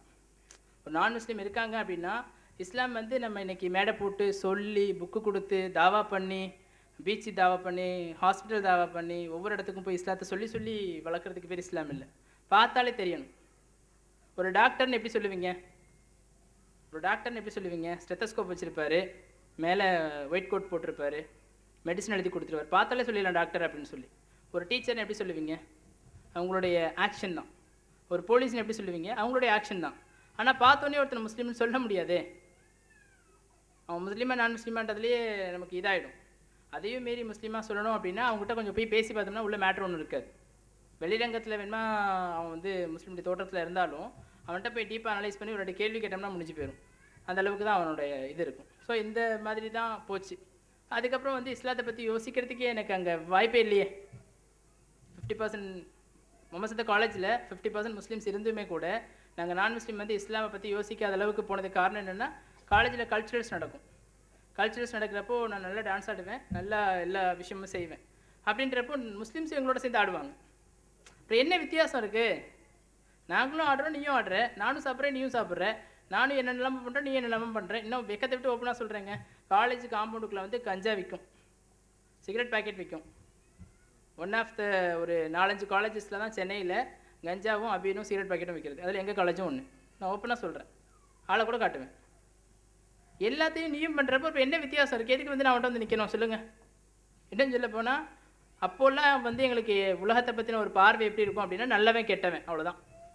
மற்றவங்களுக்கு எந்த தொந்தரவும் இல்லாமல் ஒருத்தன் நல்ல விஷயம் பண்ணனா அவன் நல்லவன், மற்றவங்களுக்கு தொந்தரவு கொடுத்துட்டு தானும் அழிஞ்சு போனோன்னா அவன் கெட்டவன். இந்த கான்செப்ட் தான் நாங்கள் இருந்தது.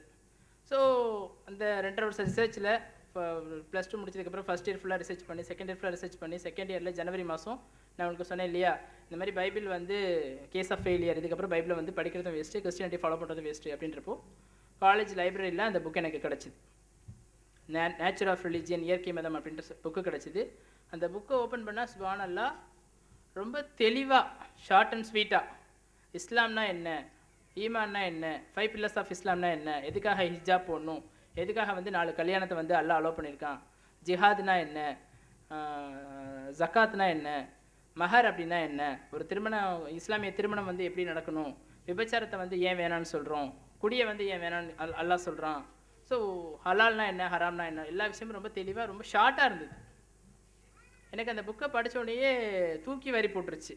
ஒரு முஸ்லீம் காலேஜில் இருக்கும், இவ்வளோ பேர் இருக்காங்க, யாரும் சொல்லலை இந்த புக்கு வந்து இந்த அளவுக்கு ரொம்ப தெளிவாக இருக்குது அப்படின்னா இதை பற்றி நம்ம டீட்டெயிலாக யோசிச்சு பார்க்கணும் அப்படின்றப்போ, அது சம்மந்தமான புக்கெல்லாம் வந்து எங்கே கிடைக்கும் அப்படின்றப்போ, என்னுடைய காலேஜில் எல்லாரையும் நம்ம ஒரே மாதிரி தப்பாக சொல்லிட முடியாது. முஸ்லீம்களில் வந்து எனக்கு தெரிஞ்ச 90% நல்ல உள்ளங்கள் இருக்காங்க, மீதி 10 பேர் தான் இந்த பேரை கெடுத்துட்டு இருக்கிறது. அந்த 10 பேர் தான் அந்த பொண்ணு ஒன்று. என்னுடைய காலேஜில் நான் ஃபஸ்ட் இயர் படிக்கிறப்போ 3rd இயர், நான் இப்போ செகண்ட் இயர் படிக்கிறப்போ ஃபைனல் இயர், ஃபயாஸ் ஹுசேன் அப்படின்னு சொல்லிட்டு ஒரு பையன் என்னுடைய காலேஜ் சீனியர். பார்க்குறதுக்கு அல்ஹம்துலில்லாஹ் நல்ல ஒரு முஸ்லீம் தோற்றத்தில் இருப்பான், நல்லா தாடியெல்லாம் வச்சுட்டு, நல்லா பேசவும் செய்வான், எல்லாருக்கிட்டும் நல்லா ஹெல்பிங் டெண்டன்சி இருக்குது, எல்லார்ட்டையும் நல்லா பேசவும் செய்வான். ஸோ எனக்கு வந்து ஒரு டவுட்டு கேட்கலாம், ஒரு இஸ்லாம் பற்றி பேசலாம் அப்படின்றப்போ எனக்கு அவனை தான் தோணுச்சு. அதையும் நம்ம சொல்லி ஆகணும் இல்லையா? இஸ்லாம் பற்றி நமக்கு ஒரு டவுட் இருக்குது, இஸ்லாம் பற்றி நம்ம தெரிஞ்சுக்கணும் அப்படின்றப்போ அதையும் நம்ம சொல்லி ஆகணும். அதுக்கு முன்னாடி ஒரு இன்சிடென்ட் அதை சொல்லிடுறேன். இந்த மாதிரி ஃபுல்லாக ரிசர்ச் பண்ணி நிறைய இஸ்லாமிக் புக்கெல்லாம் வாங்கி நானே படிக்க ஆரம்பிக்கிறப்போ எக்மோரில் வந்து ஒரு நான் முஸ்லீம் தாவா ப்ரோக்ராம் நடந்துச்சு. அப்போது வந்து நிறைய பேர் சொன்னாங்க இந்த மாதிரி கொஸ்டின்ஸ்லாம் கேட்பாங்க, இதெல்லாம் கேள்விப்பட்டு அந்த தாவா ப்ரோக்ராமுக்கு நான் போயிருக்கிறப்போ மேடை போட்டு ஃபுல்லாக பேசினாங்க. இஸ்லாம்னா என்ன, ஈமான் என்ன, அந்த வேதத்தில் சொல்லியிருக்கு, இந்த வேதத்தில் சொல்லியிருக்கு. என்ன காமெடின்னா அவங்க மேடை போட்டு நான் முஸ்லீம் தாவா ப்ரோக்ராம் நடத்துகிறாங்க. அந்த வேதத்தில் வந்து இஸ்லாம் பற்றி சொல்லியிருக்கு, இந்த வேதத்தில் வந்து இஸ்லாம் பற்றி சொல்லியிருக்கு, பைபிளில் வந்து இதை பற்றி சொல்லியிருக்குன்னு சொன்னாங்க. கடைசி குரானில் என்ன சொல்லியிருக்குன்னு சொல்லலை. 2 மணி நேரம் பேசினாங்க, 2 பேச்சாளர்கள் பேசினாங்க. வேதத்தில் வந்து இந்த இடத்துல இருக்குது, அந்த இடத்துல இருக்குது, இந்த இடத்துல இருக்குது, அந்த இடத்துல தெளிவாக சொல்கிறாப்புல. அதேமாதிரி பைபிளில் வந்து இந்த இடத்துல இருக்குது, அந்த இடத்துல இருக்குது தெளிவாக சொல்கிறாங்க. கடைசி வரைக்கும் குரானில் என்ன இருக்குன்னு அவர் சொல்லவே இல்லை. அல்லாஹ்வுடைய வகைதான் இது சொல்லுவாங்கன்னு எதிர்பார்த்தேன். அது சொல்லியிருந்தா என்ன, என்னுடைய தேற்றம் அதுதான். இறைவன் யாருன்றது தெரிஞ்சிச்சுன்னா நம்ம அதை பற்றி மற்றபடி அதில் ரிசர்ச் பண்ணுறதுக்கு என்ன இருக்குது, சப்மிஷன் பண்ணிட்டு போயிட்டே இருக்க வேண்டியதான். ஸோ அப்படின்றப்போ இறைவனை பற்றி தெளிவான ஒரு கண்ணோட்டத்தை அவங்க கொடுக்கல. முதல்ல வந்து வேதத்தில் என்ன சொல்லியிருக்குன்னு சொல்லியிருக்காங்க, பைபிள் என்ன சொல்லியிருக்குன்னு சொல்லியிருக்காங்க, அப்புறம் இஸ்லாத்தை பற்றின குற்றச்சாட்டு, இதை தான் அவங்க அடிப்படையாக வச்சாங்க. அப்போது கேள்வியெல்லாம் வரப்போ நான் ஒரு கேள்வி கேட்டேன். கேள்வி கேட்டதுக்கு வந்து அவர் என்ன சொன்னார்னா, நீங்கள் குரானை படித்து பாருங்கள், விளக்கம் தெரியும் அப்படின்ட்டான். சரி நம்ம குரானே படித்து பார்த்துருவோமே அப்படின்றப்போ அந்த கூட்டத்தில் வந்து முபாரக் அலி அப்படின்னு சொல்லிட்டு ஒரு சாஃப்ட்வேர் இன்ஜினியர் வந்திருந்தார். அவர் நான் கேட்ட கேள்வி அவருக்கு பிடிச்சி போய் என்னை தனியாக கூப்பிட்டாரு. உங்களுக்கு எந்த சந்தேகமாக இருந்தாலும், ஏன்னா நிறைய பேர் தாவா பண்ணுறாங்க, நல்ல உள்ளவங்கள் இருக்காங்க, அதுக்காக சொல்கிறேன். அவர் என்னை தனியாக கூப்பிட்டு உங்களுக்கு எந்த சந்தேகம் இருந்தாலும் என்கிட்ட வந்து தெளிவாக கேளுங்க, என்னுடைய பர்சனல் நம்பர் இது, நீங்கள் எந்த டைம் வேணுமோ என்னை காண்டாக்ட் பண்ணுங்கள் அப்படின்னாரு. அதுக்கப்புறம் வீட்டுக்கு வந்துட்டு அவருக்கு 2 தடவை ஃபோன் பண்ணி கேட்டோம். அவர் வீட்டுக்கே ஒரு தடவை இன்வைட் பண்ணார். இன்வைட் பண்ணி சுப்ஹானல்லாஹ் நைட்டு நாங்கள் வந்து ஒரு 9 மணிக்கு உட்காந்தோம். பேசலாம், இஸ்லாம் பற்றி பேசலாம் அப்படின்றப்போ 9 மணிக்கு உட்காந்தோம். காலையில் ஃபஜ்ரே ஆகிடுச்சு. பேசணும் ஃபுல்லாக பேசினோம். ஆனால் என்ன பேசணுன்னா, முபாரக் அலி வந்து எடுத்த உடனே என்ன பண்ணிட்டாருன்னா, நீங்கள் வந்து கல்லை வணங்குறீங்க, மந்திரம் ஓதுறீங்க, ஜாதி இருக்குது அப்படின்னு வந்து இந்து மதத்தை திட்ட ஆரம்பிச்சிட்டார். நம்ம சும்மா இருப்போமா? ஏன்னா இந்து மதத்தை பற்றி ஃபுல்லாக தெரிஞ்ச விஷயம் தான். தப்பு பண்ணுறாங்கன்றது தெரியும், வேதத்தில் இது இருக்காங்கன்றது தெரியும். நீங்கள் நினைக்கிறது தப்பு அப்படின்னு சொல்லிட்டு 9 மணிலேருந்து 5 மணி வரைக்கும் அவருக்கு வேதத்தை பற்றியும் பகவத்கீதை பற்றியும் இந்து மதத்தை பற்றியும் நான் விளக்கம் கொடுத்துட்டு இருந்தேன். அங்கே போய் என்னால் இஸ்லாம் என்னென்னு தெரிஞ்சுக்க முடியல. ஏன்னா அவங்க வச்ச குற்றச்சாட்டு அப்படி. எந்த இடத்துல இருந்து ஒருத்தன் வந்தாலும் அவனுக்கு நம்ம சொல்லக்கூடிய விஷயம் அல்லாஹ்வுடைய வகதானியத்தை மட்டும்தான் இருக்கும். நீங்கள் தாவாவில் இன்றைக்கி என்னுடைய அனுபவத்தை நான் சொல்கிறேன். நீங்கள் நிறைய பேர் இங்கே தாவா பண்ணக்கூடிய ஆட்கள் இருக்கீங்க. தாவாவில் வந்து நம்ம ஒருத்தவங்களுக்கு போய் தாவா பண்ணுறோம் அப்படின்னா, தாவாவில் வந்து மனிதனுடைய படைப்பு, இஸ்லாமில் வந்து மனிதனுடைய பிறப்பு எப்படி இருக்குன்னு பாரு, சந்திரனை பற்றி சொல்லியிருக்கு பாரு, கப்பலை பற்றி சொல்லியிருக்கு பாரு, சயின்ஸை பற்றி சொல்லியிருக்கு பாரு அப்படின்னு நம்ம ஒவ்வொரு விஷயமா எடுத்து வைக்கிறப்போ அவனும் சொல்லுவான். ஏன்னா உலகத்தில் வந்து அல்லாஹ் எல்லாருக்கும் எல்லா விஷயத்தையுமே கொடுத்துருக்கான். நம்ம சயின்டிஸ்ட்டை காட்டினா அவன் 4 சயின்டிஸ்ட்டை காட்டுவோம், நம்ம 4 அற்புதத்தை சொன்னால் அவன் 4 அற்புதத்தை சொல்லுவோம், உண்டா இல்லைங்களா? ஆனால் அல்லாஹ்வுடைய வகதானியத்தை மட்டும் சொல்லி பாருங்க, அவனால் பேச முடியாது. இஸ்லாம் அதுதான் சொல்லுது. நபி ஸல்லல்லாஹு அலைஹி வஸல்லம் என்ன போய் தாவா பண்ணாங்க? குல்லு லா இலாஹ இல்லல்லாஹ் முஹம்மது ரசூலுல்லாஹ், அதைத்தான் சொல்லுனாங்க. சொல்லுப்பா அல்லாஹ் தான் கடவுள்னு சொல்லி நான் தூதுவன்னு சொல்லி முடிஞ்சு போச்சு இஸ்லாம். அவங்களுக்கு பண்ண தெரியாத அளவுக்கு நம்ம பண்ணிட்டோம். ஸோ இதுதான் 9 o'clock ஆரம்பிச்சுனாங்க, காலையில் 5 மணி வரைக்கும் பேசணும் அப்படின்னா அவர் எனக்கு இஸ்லாம் தாவா பண்ணல, நான் அவருக்கு இந்த மாதிரி தாவா தான் பண்ணிட்டு இருந்தேன். இப்போ கடைசி என்ன சொன்னார்னா, என்னுடைய அனுபவத்தில் நிறைய பேரை பார்த்துருக்கேன், உங்களை மாதிரி ஆளை பார்க்கல. ஏன்னா இந்து மதத்தை பற்றி சொன்னாலே வந்து வாய முடிடுவாங்க, நீங்கள் ஒரு ஆள் தான் இத்தனை வருஷத்தில் எனக்கு நீங்கள் பதில் சொல்லியிருக்கீங்க அப்படின்னாரு. அப்புறம் நான் சொன்னேன், இல்லை நீங்கள் தவற எடுத்துக்காதீங்க, உங்கள்கிட்ட பேசுறதுல ஒன்றும் பிரயோஜனம் கிடையாது, எனக்கு நீங்கள் குரானை வாங்கி கொடுங்க, நான் படிச்சுக்கிறேன் அப்படின்னு. அதுக்கப்புறம் அவர் இது குரான் டிரான்ஸ்லேஷன் ஒன்று வாங்கி கொடுத்தாரு. அது படிக்கிறப்போ சில சந்தேகங்கள் வர ஆரம்பிக்கிறப்ப தான் காலேஜில் வந்து நான் சொன்னேன் இல்லையா, என்னுடைய சீனியர் ஃபையாஸ்ன்னு சொல்லிட்டு, ஃபையாஸை பற்றி உங்களுக்கு சொல்லணும் அப்படின்னா, அன்னைக்கு எங்களுடைய நட்பு ஆரம்பிச்சது அல்ஹம்துலில்லாஹ் இன்னைக்கு வரைக்கும். இன்றைக்கி அவர் வந்து இந்தியாவில் இல்லை, அமெரிக்காவில் இருக்காப்புல. எல்லா டவுட்டும் எனக்கு கிளியர் பண்ணார், எல்லா விதமான உதவியும் செஞ்சார். இஸ்லாத்துக்கு வந்ததுக்கு அப்புறமும், நான் அவன் மூலமாக நான் இஸ்லாத்துக்கு வரல, இஸ்லாத்துக்கு வந்ததுக்கு அப்புறம் என்னுடைய தேடுதலுக்கு நிறைய ஹெல்ப் பண்ணாங்க. இஸ்லாத்துக்கு வந்ததுக்கு அப்புறம் எனக்கு கூட பிறந்தது வந்து 2 அண்ணனுங்க இருக்காங்க. அவங்க கூட அந்தளவுக்கு எனக்கு பார்த்துக்கல. ஏன்னா ஒரு முஹாஜிருக்கு வந்து ஒரு அன்சாரிகள் வந்து எந்த அளவுக்கு உதவி பண்ணாங்களோ அந்தளவுக்கு அவர் எனக்கு உதவி பண்ணார். அதே மாதிரி அவர் வந்து அவரோட ஃப்ரெண்டு ஒருத்தர் இன்ட்ரடியூஸ் பண்ணார். இவன் வந்து என்னோடய காலேஜ் சீனியர், இன்ஜினியரிங் முடிச்சுட்டு யூகேல போய் எம்எஸ் பண்ணான். எம்எஸ் முடிச்சுட்டு யூகேலேருந்து அப்படியே அமெரிக்கா போயிட்டான், இந்தியாவில் இல்லை. அவரோட ஃப்ரெண்டு வந்து அவரோட ஸ்கூல்மேட் ஃப்ரெண்டு. பிப்ரவரி மாதம் வந்து பீஸ் ப்ரோக்ராம் வந்து 2005 நடந்துச்சு. நடக்கிறப்போ ஃபயாஸ் வந்து நீ இந்த ப்ரோக்ராமுக்கு வந்து நல்லாயிருக்கும் வான்னு சொல்லிட்டே இருந்தான். எனக்கு டைம் கிடைக்கல, போக முடியல. கடைசி ஒரு நாள் வந்து சரி ஒரு ப்ரோக்ராமுக்கு நான் வரேன்னு ஒத்துக்கிட்டு போகிறப்போ ஷேக் சாலம் அல் அம்ரி அவருடைய லெக்சர்ஸ் நடந்தது. அவர்கிட்ட எனக்கு உண்டான டவுட்லாம் கேட்டேன், கிளியர் பண்ணார். கிளியர் பண்ணதுக்கப்புறம் ஃபயாஸ் வந்து அவருடைய ஃப்ரெண்டு கலீம் அப்படின்னு சொல்லிட்டு ஒருத்தரை இன்ட்ரோ பண்ணாங்க. அவங்க வந்து இந்த மாதிரி தாவா ஃபீல்டில் அனுபவம் உள்ளவங்க, நிறைய தாவா பண்ணக்கூடியவங்க. அவங்க வந்து நான் அவங்கள்ட்ட பேசணும் அப்படின்னாரு. சரி வாங்க பேசணும் அப்படின்றப்போ அதுதான் நான் பண்ணேன் லாஸ்ட் ஆர்குமெண்ட். அதுக்கப்புறம் நான் யார்ட்டையுமே ஆர்குமெண்ட் பண்ணலை. நைட்டு வந்து இதே மாதிரி 8 மணிக்கு இஷா தொழுதுட்டு அவங்க உட்காந்தாங்க. 8 மணிக்கு ஆரம்பித்த ஆர்குமெண்ட் வந்து விடிய காலையில் 5-6 மணி வரைக்கும் போச்சு. ஃபஜ்ரே தொழுதுட்டு வந்தாங்க. அவ்வளோ தூரத்துக்கு வந்து பேசினாங்க. பேசி கூட கடைசி வரைக்கும் அல்லாவுடைய வகதானியத்தை பற்றி அவங்க பேசல. அதுதான் அங்கே பிரச்சனையே. அல்லாஹ் மட்டும்தான் வணங்கணும்னு யாரும் சொல்லலை. இப்போது இந்துக்கள்கிட்ட போங்களேன், இந்துக்கள்கிட்ட போய் வந்து அல்லாவை நம்புங்கன்னு சொல்லுங்கள், கண்டிப்பாக நம்புகிறோம், வணங்குகிறோம். எல்லா தெய்வங்களுக்கும் சுப்பீரியர் பவர் வந்து நாங்கள் அல்லாவுக்கு கொடுக்குறோம் அப்படின்னு சொன்னோம். இன்றைக்கி இந்துக்கள் அப்படி தானே இருக்காங்க. எல்லா கடவுளையும் நம்புறப்போ 10ஓட 11 இது நம்புறது வந்து எங்களுக்கு ஒன்றும் கஷ்டம் இல்லை அப்படின்னு சொன்னோம். ஸோ அன்னைக்கு கிட்டத்தட்ட நைட்டு ஃபுல்லாக அவர் வந்து அதுதான் பண்ணார். கடைசியில் என்ன சொல்லிட்டார் அப்படின்னா, என் ஃப்ரெண்டு என்னோட சீனியர் கிட்ட, அவரோட ஃப்ரெண்டு கிட்ட, இவன் வந்து இஸ்லாத்துக்கு வரமாட்டான், இவன் போட்டு குழப்ப பார்த்தா கடைசி வரைக்கும் உனக்கு தெளிவே கிடைக்காது, இஸ்லாத்துக்கு வரவே மாட்டான்னு சொல்லிட்டு போயிட்டார்.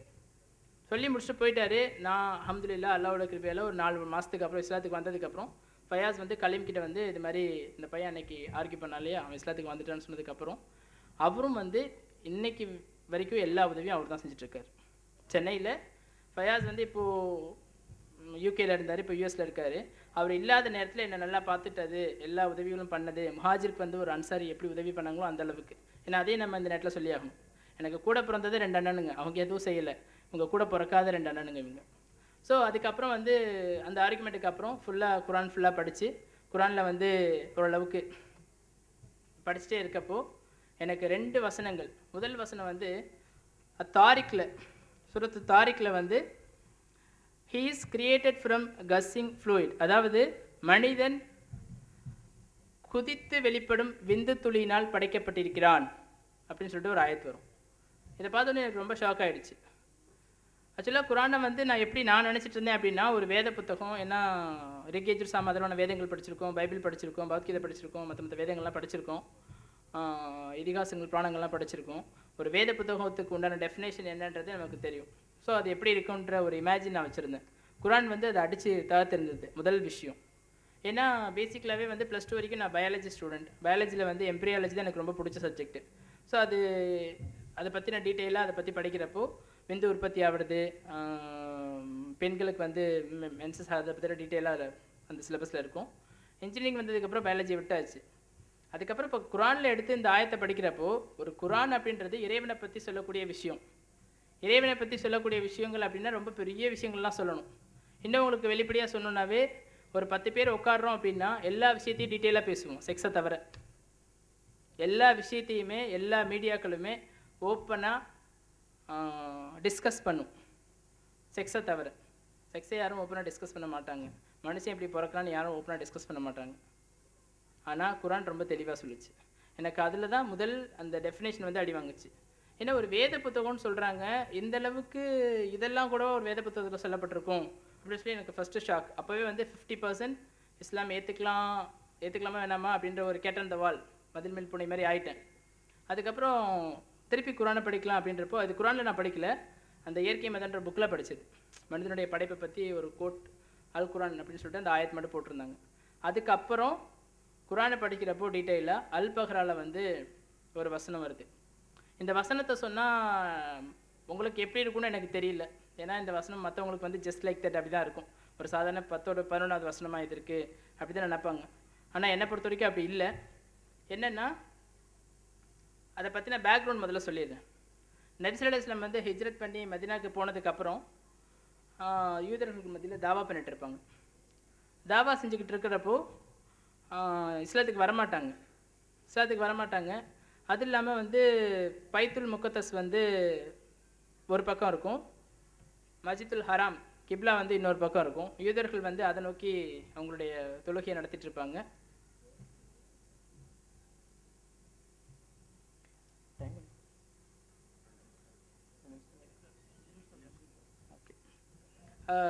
ஸோ அப்படின்றப்போ யூதர்கள் வந்து அந்த கிப்லாவை நோக்கி தொழுதுட்ருப்பாங்க. அப்போ நபி ஸல்லல்லாஹு அலைஹி வஸல்லம் வந்து அல்லாஹ்ட்ட துஆ கேட்பாங்க. நம்மளும் கிப்லாவை தான், நம்மளும் அல்லாஹ் தான் வணங்குறோம், அவங்களும் அல்லாஹ் தான் வணங்குறாங்க. ஸோ அப்படின்றப்போ இந்த கிப்லாவை வந்து ஒன்றா ஆக்கிட்டா என்ன, அவங்க கிப்லாவே நம்ம முன்னாக்கலாம் அப்படின்றப்போ அல்லாஹ்ட்ட அனுமதி வாங்குவாங்க. அல்லாஹ் அனுமதி கொடுத்துருவோம். ஸோ ஸோ அவங்க கிப்லாவை முன்னோக்கி தொழ ஆரம்பிச்சிருவாங்க. தொழ ஆரம்பிச்சா அது எதுக்கு நபி ஸல்லல்லாஹு பண்ணாங்கன்னா, ஒரு தாவா எக்ஸ்பெக்டில் பண்ணாங்க. ஒரு தாவா நல்ல விதமாக ஒரு தாவா போகணும் அப்படின்னு சொல்லி பண்ணாங்க. ஆனால் யூதர்கள் என்ன பண்ண ஆரம்பிச்சிருவாங்கன்னா, அவங்களுக்கு உண்டான இயற்கையாக புத்தின்றதுனால இவங்களை பழிச்சு பேச ஆரம்பிச்சிருவாங்க. என்ன பெரிய நபின்னு நீங்கள் வேதம் கொண்டு வந்திருக்காருன்றீங்க, கடைசியில் போய் நீங்களும் எங்கள் கிப்லாவை தானே ஃபாலோ பண்ணுறீங்க, அப்புறம் நாங்கள் எதுக்கு இஸ்லாத்தை ஏற்றுக்கணுன்ற அளவுக்கு பேச ஆரம்பிச்சிருவாங்க. இது எந்த அளவுக்குன்னா, சில சஹாபாக்கள் பலவீனமாக இருக்க சில சஹாபாக்களும் கேட்க ஆரம்பிச்சிருவாங்க. அப்புறம் நபிஸ்ஸலாம் இந்த மாதிரி மக்களும் சொல்கிறது வந்து ஓரளவுக்கு சரியாக தானே இருக்குது, நம்ம வந்து அவங்க செய்கிறத செய்யணும் அப்படின்றப்போ ரொம்ப வேதனைப்பட்டு அல்லாஹ்ட்ட துவா கேட்பாங்க. எங்கள் கிப்லாவை வந்து மஸ்ஜிதுல் ஹராமாவே ஆக்கிடு அப்படின்றப்போ அடிக்கடி வானத்தை பார்ப்பாங்க. அப்பா அல்லாஹ் வந்து ஒரு ஆயத்தை இறக்குவான். உங்களுடைய முகம் வந்து அடிக்கடி வானத்தை நோக்கி பார்க்குறத நான் பார்த்துட்ருக்கேன். ஸோ உங்களுடைய நீங்கள் விரும்பக்கூடிய கிப்லாவை பக்கமே உங்களுடைய முகத்தை நான் திருப்பிடுறேன். இன்னையிலேருந்து நீங்கள் மஸ்ஜிதுல் ஹராமை நோக்கியே நீங்கள் வந்து உங்களுடைய தொழுகையை நடத்திக்கோங்க. நீங்கள் மட்டும் இல்லை, உலகத்தில் இருக்க எல்லா முஸ்லீம்களும் தன்னுடைய முகத்தை வந்து மஸ்ஜிதுல் ஹராமை நோக்கியே திருப்பிக்கோங்க. நிச்சயமாக யாருக்கு வந்து வேதம் கொடுக்கப்பட்டிருக்கோ அவங்க வந்து இந்த வேதம் வந்து அல்லாஹ்ட்ட வந்து வந்துச்சுன்றதை நம்புவாங்க. ஸோ இதில் எனக்கு என்ன தோணுச்சு அப்படின்னா, எதுக்காக இந்த ஆயத்தை நான் அக்செப்ட் பண்ணேன்றதை சொல்கிறேன். அதாவது ஒரு பெரிய விஷயம் பண்ணுறப்போ சின்ன விஷயத்தை வந்து மேஜராக யாரும் எடுத்துக்க மாட்டாங்க. ஒரு பெரிய பில்டிங் கட்டுறாங்க, ஒரு 15-20 ஃப்ளோர் பில்டிங் கட்டுறாங்க அப்படின்றப்போ 4வது மாடியில் ஒரு ஓரத்தில் இருக்கக்கூடிய டாய்லெட்டில் ஒரு சின்ன டேப் உடஞ்சிருந்தா அதை யாரும் பெருசுப்படுத்த மாட்டாங்க. அப்படி தானேங்க? ஒரு பெரிய பில்டிங் கட்டுறோம், ஒரு 20 மாடி 30 மாடி பில்டிங் கட்டுறோம், ஒரு பெரிய 5 ஸ்டார் ஹோட்டல் கட்டுறப்போ ஒரு காம்பவுண்டில் ஒரு சின்ன விரிசல் விட்டுருக்கு, சின்ன விரிசல் இல்லை ஏதாவது ஒரு டாய்லெட்டில் வந்து சின்ன டேப் உடஞ்சிருக்கு அப்படின்னா அதை யாரும் பெருசுப்படுத்த மாட்டோம். சரி, இவ்வளோ பெரிய பில்டிங் கட்டியிருக்கோம், 8000 கோடி போட்டு செலவு பண்ணி கட்டியிருக்கோம், இது வந்து 50 ரூபா தானே, பரவாயில்ல அட்ஜஸ்ட் பண்ணிக்கலாம் அப்படின்னு சொல்லிட்டு விட்டுருவாங்க. ஆனால் இஸ்லாமை பொறுத்த வரைக்கும் அல்லாஹ் தெளிவாக சின்ன விஷயம் இது, நம்ம யாரை வணங்குறோம்? அல்லாஹ் வணங்குறோம். நம்ம அல்லாஹ் தானே வணங்குறோம். கிப்லாவை முன்னோக்கினா என்ன, இல்லை பைத்துல் முகத்தஸை முன்னோக்கினா என்ன, இந்த சின்ன விஷயத்தையே வந்து அல்லாஹ் இவ்வளோ தெளிவாக உங்களுக்கு கொடுத்துருக்கான் அப்படின்றப்போ மற்ற விஷயங்களும் கண்டிப்பாக தெளிவாக இருக்கும் அப்படின்னு சொல்லி நான் இஸ்லாத்தை ஏற்றுக்கலாம் அப்படின்னு சொல்லி மனசில் திடமாயிடுச்சு. இந்த முடிவை நான் எப்போ எடுத்தேன் அப்படின்னா, அதாவது ஜூலை மாதம் 6ஆம் தேதி வியாழக்கிழமை நைட்டு, டெய்லி நைட்டு 10 மணிக்கு படிக்க ஆரம்பிப்பேன், 1 மணி வரைக்கும் படிப்பேன். அன்னைக்கு வந்து இது படிக்கிறப்போ என்னால் குரானை கீழே வைக்க முடியல, அல்லாஹ்வுடைய மிகப்பெரிய அருள் இது. என்னால் குரானை கீழே வைக்க முடியல, படிச்சுட்டே இருந்தேன். மணி 1:30 ஆகிடுச்சு. இந்த ஆயத் படிக்கிறப்போ சரி இஸ்லாத்தை ஏற்றுக்கலாம் அப்படின்ற தெளிவு வந்துருச்சு. தெளிவு வரப்போ 2 பேர் தான் எனக்கு தெரிஞ்சவங்க. ஒன்று வந்து ஃபயாஸ், இன்னொன்று வந்து முபாரக் அலி குரான் வாங்கி கொடுத்தாரு. ஃபயாஸ் வந்து என்னோட காலேஜ் சீனியர். அவனுக்கு ஃபோன் பண்ணுறேன் ஒரு 100 காலாவது பண்ணியிருப்பேன், ஃபோன் போகல, ஃபோன் சுவிச் ஆஃப்னு வந்துச்சு. எனக்கு வந்து என்னென்னா, அதுக்கு முன்னாடி வந்து இஸ்லாம் பற்றி ஓரளவுக்கு பேசிக் அடிப்படையான நாலேஜ் இருக்குது. 5 வேளை தொழுகை இருக்குது, ஜக்காத் இருக்குது, ஹஜ் இருக்குது, எல்லா விஷயமும் தெரியும்.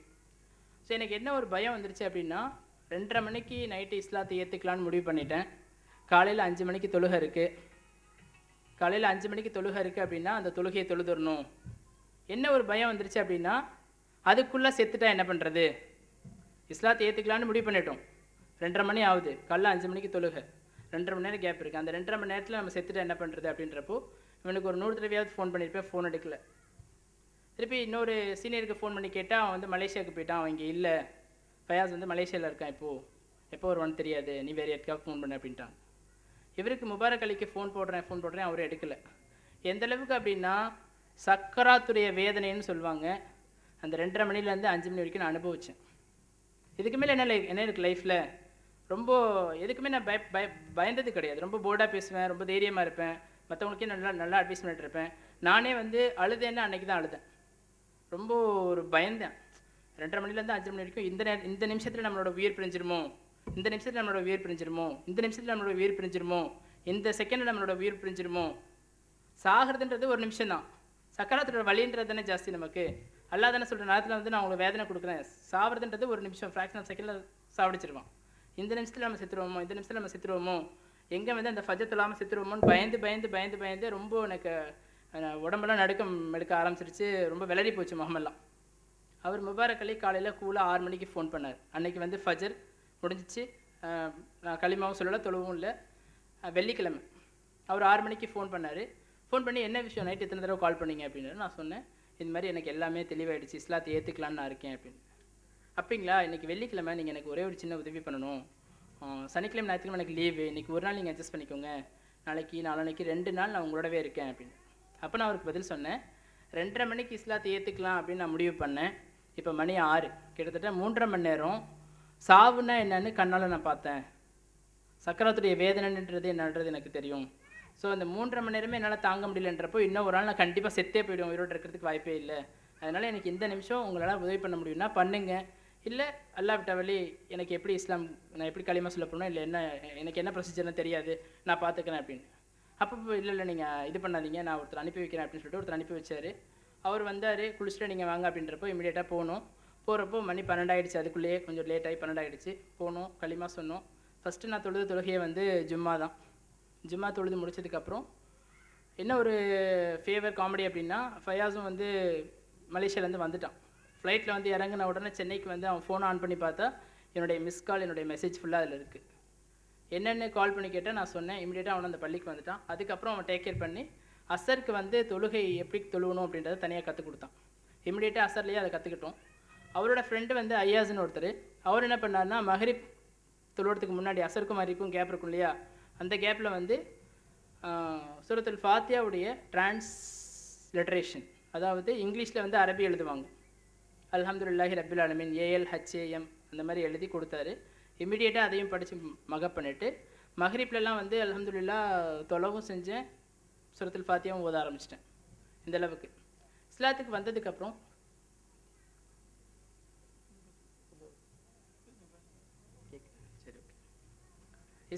வந்ததுக்கப்புறம் என்ன பண்ணோம் அப்படின்னா, அந்த 10 மணிக்கு மேலே ஆகிடுச்சு. ஒரு 10 நிமிஷம் எனக்காக பொறுத்துக்குங்க, முடிச்சிடுறேன்.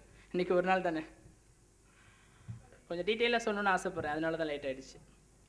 இஸ்லாத்துக்கு வந்ததுக்கப்புறம் என்ன ஆயிடுச்சு அப்படின்னா, என்னோடய ஃப்ரெண்டு என் ஸ்கூலில் என் கூட ஒன்றா படித்த பையன் இஸ்லாத்துக்கு வந்ததுக்கப்புறம் ஒரே மாதத்தில் ரம்ஜான் வந்துருச்சு. சென்னையிலேருந்து திருச்சிக்கு வந்து ரம்ஜானுக்கு வந்து வேறு ஒரு பள்ளிக்கு தொலைவு போகலான்ட்டு நான் தொலை போனேன். தொழுகையில் பார்த்தா அன்னை பக்கத்தில் நிற்கிறார். எனக்கா ஆச்சரியம். என் கூட படித்த க்ளோஸ் ஃப்ரெண்டு, 12th வரைக்கும் நாங்கள் ஒன்றா படித்தோம். தொழுது முடிச்சுட்டு வந்து நீ எப்படி இஸ்லாத்துக்கு வந்த நான் கேட்டேன், நீ எப்படி வந்து நான் கேட்டான். ஸோ 2 பேருமே நான் முஸ்லீமாக இருந்தோம், ஒன்றா படித்தோம், வேறு வேறு வழியில் இஸ்லாத்தை தெரிஞ்சுக்கிட்டோம், ஒன்றா பள்ளியில் சந்திச்சுக்கிட்டோம். ரொம்ப சந்தோஷமாயிடுச்சு. அப்புறம் சரி அடுத்து என்ன பண்ணலாம் அப்படின்னு நாங்கள் 2 பேரும் மஷூரா பண்ணோம். அவனோட பேர் வந்து சுரேஷ்குமார், என்னோடய பேர் வந்து சுரேஷ் பாபு. இன்றைக்கி அவனோட பேர் வந்து அப்துல் ரஹ்மான், நான் வந்து அப்துல் ரஹீம் சாலிஹ். ஸோ 2 பேரும் மஷூரா பண்ணி அடுத்து என்ன பண்ணலாம் அப்படின்னு முடிவு பண்ணோம். முடிவு பண்ணுறப்போ நம்மளோட ஃப்ரெண்ட்ஸ்கிட்ட முதல்ல சொல்லணும், ஏன்னா பேரண்ட்ஸ் கிட்ட சொன்னால் எதிர்ப்பு வரும், ஊருக்குள்ளே சொன்னோன்னா கல்லெடுத்து அடிச்சிடுவாங்க, நம்ம ஃப்ரெண்ட்ஸ் கிட்ட முதல்ல சொல்லலாம் அப்படின்றப்போ நாங்கள் முடிவு பண்ணி எங்களுடைய ஃப்ரெண்ட்ஸ், எங்கள் ஸ்கூலில் எங்களோட ஒன்றா படித்தவங்க, காலேஜில் எங்களோட ஒன்றா படித்தவங்க ஒவ்வொருத்தருக்காக போய் தனித்தனியாக இஸ்லாம்னா என்ன, அல்லாஹ்னா என்ன, அல்லாஹ்வுடைய வஹதானியத்துனா என்னன்றது தெளிவாக சொன்னோம். மாஷா அல்லாஹ் ஒரு 15 பேர் இஸ்லாத்துக்கு வந்துட்டாங்க. அந்த 15 பேருமே பார்த்தீங்க அப்படின்னா வெல் செட்டில்டு, எல்லாருமே டாக்டர்ஸ், இன்ஜினியர்ஸ். இப்போ நான் வந்து இன்ஜினியரிங் முடித்தேன், அவனும் இன்ஜினியரிங் முடித்தான். இந்த மாதிரி ஓரளவுக்கு நல்ல செட்டில்டான ஒரு இது தான். ஸோ இஸ்லாத்துக்கு எப்படி வந்தேன்னு சொன்னேன். அடுத்து நாங்கள் என்ன பண்ணிட்டு இருக்கோன்றதை சொல்லிடுறோம். ஸோ எங்களுக்குள்ள ஒரு டீம் ஃபார்ம் பண்ணி என்ன பண்ணுவோம்னா, அடிக்கடி ஒரு மஷூரா பண்ணுவோம், அடிக்கடி ஒரு மீட்டிங்லாம் அரேஞ்ச் பண்ணி எங்களுக்குள்ளே பேசிப்போம். எல்லோரும் வந்து தீபாவளி பொங்கலுக்கெல்லாம் ஊருக்கு வருவோம். ஊருக்கு வந்துட்டு ஊர்லேருந்து 2 கிலோமீட்டர் தள்ளி ஒரு மலைக்கு பின்னாடி போய் தொழுதுட்டு வருவோம். காலையில் அதான் 3:30 மணி 4 மணிக்கு கிளம்புனா அசர் தொழுதுட்டு மஹரிப் தொழுதுட்டு இஷாவை வந்து வக்து ஆரம்பித்தோடனே இமீடியட்டாக தொழுதுட்டு வீட்டுக்கு வந்துடுவோம். ஃபஜரும் லுகர் வந்து வேறு எங்கேயாவது தொழுதுட்டு அந்த மாதிரி தொழுகையை வந்து வீட்டில் தொழ முடியாத ஒரு நிலைமை. எந்த அளவுக்குன்னா என் ஃப்ரெண்டு வந்து தொலை போகிறப்போ வீட்டை கதவை சரியாக சாத்தாமல் ரூமில் தொழுதுட்டு இருந்திருக்கான். அவங்க அப்பா கதவை வந்து பார்க்குறப்போ சஸ்தாவில் இருந்தான். ஓங்கி ஒரு உதவ விட்டார், சஸ்தாலே வந்து குட்டிக்கரணம் போட்டு விழுந்துட்டான். உடம்புல வந்து கொஞ்சம் பலத்த காயம், அந்தளவுக்கு ஆச்சு. அப்புறம் கொஞ்சம் கொஞ்சமாக வீட்டுக்கு தெரிஞ்சு வீட்டில் இருக்கவங்களாம் எதிர்த்து எங்களை வீட்டை விட்டு வெளில போக சொல்லி பெரிய பிரச்சனையெல்லாம் நடந்து, ஒவ்வொரு வீட்லேயுமே வந்து பெரிய பிரச்சனை நடந்து எங்களுக்குள்ளேயே நாங்கள் சப்போர்ட் பண்ணிக்கிட்டு மாஷா எல்லாருமே வந்து வெல் செட்டில்டு. எல்லாருமே வந்து 15 பேரில் வந்து எல்லாருமே டாக்டர், எல்லாருமே இன்ஜினியர். அப்படின்றப்ப பொருளாதார அளவில் எங்களுக்கு ஒன்றும் பெரிய கஷ்டம் இல்லை. இதுலேருந்து என்ன இடம் அப்படின்னு சொல்லிட்டு போயிட்டோம். ஏன்னா பேரண்ட்ஸ் எங்களுக்கு வந்து பணம் ஒரு பிரச்சனையாக இல்லை. ஏன்னா இப்போ இஸ்லாத்துக்கு வரவங்களுக்கு வந்து ரொம்ப பாவம், நிறைய பேர் பார்க்குறேன், பணமும் பிரச்சனை, மன ரீதியாகவும் அவங்களுக்கு பிரச்சனை. எங்களுக்கு வந்து மென்டல் டார்ச்சர் மட்டும்தான் இருந்துச்சு ஒழிய பணம் ஒரு பிரச்சனையாகவே இல்லை. மென்டல் டார்ச்சர் மட்டும்தான், வீட்டில் இருந்து பண்ணக்கூடிய டார்ச்சரும் வீட்டில் இருந்து செஞ்ச கொடுமைகள் மட்டும்தான், மற்றபடி மென்டல் டார்ச்சர் எதுவுமே கிடையாது. அதுக்கப்புறம் இன்றைக்கி அல்ஹம்துலில்லாஹ் எல்லாருமே இப்போ யாருமே சென்னையில் இல்லை, சென்னையில் இருக்கிறது நான் ஒரு ஆள் மட்டும்தான். பூனே, கல்கத்தா, டெல்லி, துபாய் அப்படின்னு எல்லாருமே செட்டில் ஆகிட்டாங்க. எல்லாருமே அங்கங்கே இப்போது அந்த 15 பேர்கிட்ட போய் பேசினா ஒவ்வொருத்தரும் ஒரு லிஸ்ட்டு வச்சுருக்காங்க. 40 பேர் இஸ்லாத்துக்கு வந்தாங்க, 80 பேர் இஸ்லாத்துக்கு வந்தாங்க அப்படின்னு சொல்லி ஒவ்வொருத்தரும் ஒரு ஃபாலோ பண்ணி அது ஒரு பெரிய லெவலில் போயிட்டுருக்கு. ஸோ எங்களுடைய தாவாவுடைய ஸ்டைல் என்ன அப்படின்னு பார்த்தா, எல்லாருமே வந்து ஐடியில் இந்த மாதிரி ஒரு நல்ல இடத்துல இருக்கிறதுனால வீக்கெண்ட்ஸ் வந்து எங்களுக்கு லீவ் கிடைக்கும், சாட்டர்டே சண்டே லீவ் கிடைக்கும். அது இல்லாமல் வந்து 2 மாதத்துக்கு ஒரு தடவை 3 மாதத்துக்கு ஒரு தடவை வந்து இதை நாங்கள் எங்கே கற்றுக்கிட்டோம் அப்படின்னா தப்லீக்காரங்கள்ட்ட தான். தப்லீக் ஜமாத்தில் என்ன பண்ணுவாங்கன்னா 3 நாள் வந்து நாங்கள் ஜமாத் போகிறோம்னு சொல்லிட்டு ஏதாவது ஒரு வேறு ஊருக்கோ வேறு ஒரு பள்ளிக்கோ போய் உட்காந்து அங்கே இருக்கவங்களை தொலைவாங்கன்னு கூப்பிடுவாங்க. நாங்கள் இஸ்லாத்துக்கு வாங்கன்னு கூப்பிட்டோம், அவ்வளோதான்.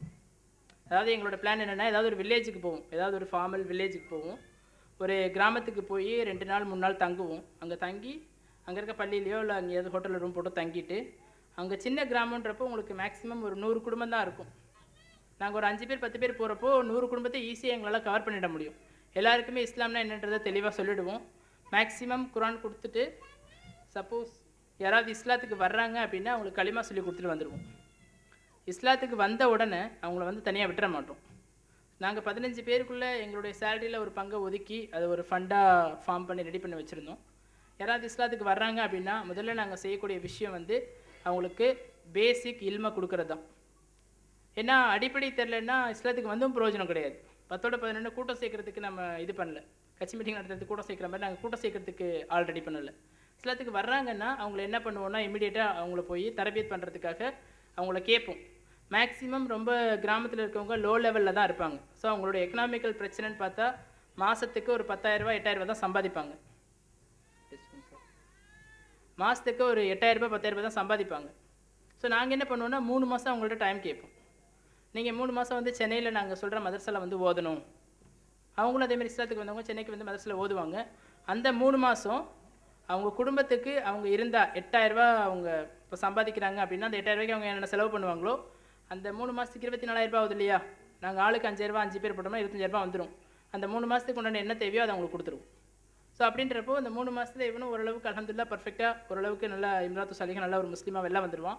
ப்ராக்டிசிங் முஸ்லீம் அதுதான் முக்கியம். 5 வேளை தொழுகையை வந்து ஒழுங்காக தொழக்கூடியவனா, மற்ற விஷயங்கள் தெரிஞ்சவனா, அரபி படிக்க தெரிஞ்சவனா, குர்ஆன் ஓத தெரிஞ்சவனா ஓரளவுக்கு தெளிவாக வந்துடுவான். அதுக்கப்புறம் வந்து அவனை வழிகெடுக்கணும், அவனாக வழிகெட்டு போகணும்னு நினச்சா தான் உண்டு. யாராலையும் அவனை வழிகெடுக்க முடியாது அல்ல நடனமே தவிர. ஸோ அப்படின்றப்போ அவனை திருப்பி கொண்டு வந்து விட்டுருவோம். அவன் அதே வேலையை பார்க்க ஆசைப்பட்டா ஓகே, இல்லைன்னா எங்களோட இன்ஃப்ளூயன்ஸ் யூஸ் பண்ணி நிறைய காண்டாக்ட் இருக்குது அல்ஹம்துலில்லாஹ்.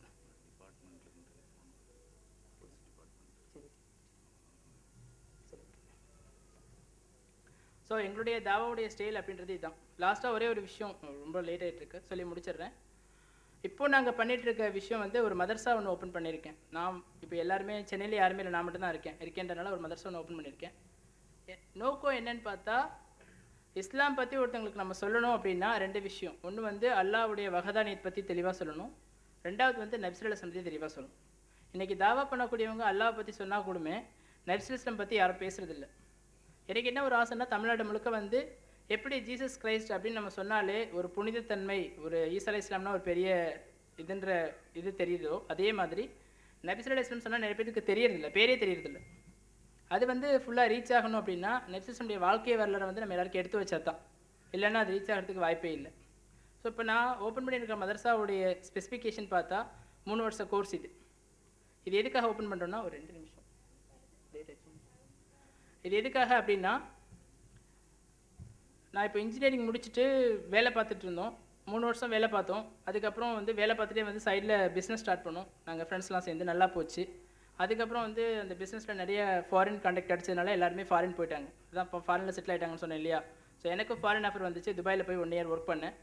ஸோ ஒர்க் பண்ணுறப்போ எவ்வளோ சம்பாதிச்சாலும் எவ்வளோ வேலை பார்த்தாலும் அந்த சர்க்கிள் லைஃப் தான் நம்மளுடைய வாழ்க்கையை அந்தஸ்து உயருமே ஒழிய அதை தவிர வேறு எதுவும் செய்ய முடியாதுன்ற ஒரு நிலைமை வந்ததுக்கப்புறம் அந்த வேலையை ரிசைன் பண்ணிவிட்டு சென்னைக்கு போன வருஷம் வந்து திருப்பி நானே சொந்தமாக ஒரு பிஸ்னஸ் ஆரம்பித்தேன்.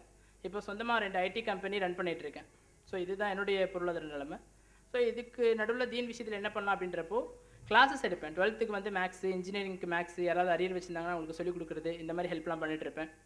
ஸோ என்னுடைய கிளாஸ் வந்து மேக்ஸிமம் பார்த்தீங்கன்னா இஸ்லாத்துக்கு வந்து 7 வருஷத்தில் நான் வாட்ச் பண்ண வரைக்கும் ஃபஜருக்கு வந்து யாருமே மெஜாரிட்டி +2 பசங்களும் இன்ஜினியரிங் பசங்களும் வந்து ஃபஜருக்கு படிக்கிறதில்ல.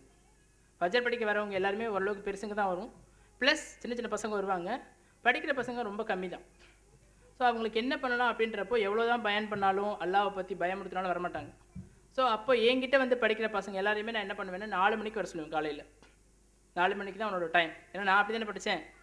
4 மணிக்கு நான் அனுபவிச்சு நீ அனுபவிக்கணும் இல்லையா? அதனால 4 மணிக்கு வர சொல்லுவேன். 4 மணிக்கு வந்தாங்கன்னா ஃபஜர் வரைக்கும் கிளாஸ் எடுத்துகிட்டு ஃபஜர் தொழுதுட்டு வீட்டுக்கு போங்கன்னு சொல்லிடுவேன். ஸோ அப்படியே வர்றவங்க 12th என்கிட்ட மேக்ஸுக்கு வரவங்க, இன்ஜினியரிங் மேக்ஸுக்கு வரவங்க 4 மணிக்கு வந்து படிக்கிறாங்கன்னா ஃபஜர் வரைக்கும் படிப்பாங்க. ஃபஜர் முடிச்சதுக்கப்புறம் ஃபஜர் தொழுதுட்டு வீட்டுக்கு போகிறப்போ 1 இயர் வந்து இந்த ஃபஜர் அவங்களுக்கு ரெகுலேஷன் ஆகிடும். 1 இயர் 1 வருஷம் ஃபஜர் ரெகுலராக தொழுவேன். ஆட்டோமேட்டிக்காக அடுத்தடுத்த வருஷம் என்னோட இபாதத்தை சரி அமைச்சிக்குவோம். போன வருஷத்துலேருந்து இதுக்கு அடுத்த ஸ்டெப் என்ன பண்ணலாம் அப்படின்றப்போ இந்த வருஷம் ஒரு மதரசா சின்ன லெவலில் ஆரம்பித்தோம். தாருல் இல்ம் அதோட பேர். நான் ஒரு ஆள் மட்டும்தான். இதுக்கு ஃபுல்லாக மஷூரெல்லாம் பண்ணி என்ன இதோட சிலபஸ் அப்படின்னா, தமிழ்நாட்டை பொறுத்த வரைக்கும் +2 முடித்தா ஒரு பையன் வந்து 3 வருஷம் அட்லீஸ்ட் படித்தாகணும். இன்ஜினியரிங்னா 4 வருஷம், MBBSனா 5 வருஷம், BScனா 3 வருஷம் அட்லீஸ்ட் அவன் படித்தாகணும். அந்த 3 வருஷம் அவன் படிக்கிறதுக்குள்ளே எங்களுடைய மதரசாவோட நோக்கம் அப்படின்னு பார்த்தா, காலையில் 4 மணிக்கு ஆரம்பிப்போம். மதரசா வந்து காலையில் 4 மணிக்கு ஆரம்பிப்போம், 6:30 வரைக்கும் நடக்கும். அவ்வளோதான். ஏன்னா யாரையுமே வந்து தீனுக்காக 2 மணி நேரம் கொடுங்கன்னா கொடுக்க மாட்டாங்க. இந்த மாதிரி வருஷத்தில் ஒரு நாள் மீட்டிங்னா வரலாம். டெய்லி வந்து ஒரு 1 மணி நேரம் 2 மணி நேரம் கொடுப்பா குரான் ஓத கற்றுக் கொடுக்குறேன்னா எவனுமே கொடுக்க மாட்டான். அசர்லேருந்து மஹரிப்லேருந்து இஷாவுக்கு அப்புறம் யாருமே கொடுக்க மாட்டாங்க. ஸோ அவங்களுடைய என்ன அவங்க உலகத்தில் அந்தளவுக்கு மேய்ச்சி போயிருக்காங்க. அவங்க நான் தப்பு சொல்லலை, சைத்தான் அந்தளவுக்கு அவங்களை வழிகெடுத்துட்டு இருக்கான். ஸோ அவங்களுடைய ரூட்லேயே போய் உன்னுடைய டயத்தை நான் அஃபெக்ட் பண்ணவே இல்லை. காலையிலேருந்து நைட் வரைக்கும் நீ ஒன்று என்ஜாய்மெண்ட்லேயே இரு. பட் தீனை படிக்கணும் அப்படின்னா காலையில் 4 மணிக்கு வர சொல்லுவோம். ஸோ 4 மணிக்கு வரவங்களுக்கு நாங்கள் வச்சுருக்கக்கூடிய 3 வருஷ கோர்ஸ், 3 வருஷ கோர்ஸில் மெயினான விஷயம் வந்து ஹிப்ஸ் பண்ணி கொடுத்துருவோம். அதாவது குரானை ஃபுல்லாக மனனம் செய்கிறது. முதல்ல 6 மாதத்தில் வந்து தஜ்வீத் மஹரஜ் கற்றுக் கொடுப்போம். அதுக்கப்புறம் 2 வருஷம் வந்து ஃபுல்லாக குரான் பை ஹார்ட் பண்ணுறது. அது அவனுக்கு எவ்வளோ இன்ட்ரெஸ்ட் இருக்கோ அவ்வளோ அவன் படிக்கலாம். என்னுடைய மேக்ஸிமம் லெவல் எங்களுடைய நியத் வந்து 30 ஜூஸ் முடிக்கணும்னு சொல்லி, 30 ஜூஸ் முடியலையா 10 முடி, 10 முடியலையா 5 முடி, 5 முடியலையா 3 முடி, 3 முடியலையா 1வது படி. ஏன்னா இது இல்லைன்னு அது கூட செய்ய மாட்டேன். ஹிப்ஸே பண்ணலப்பா.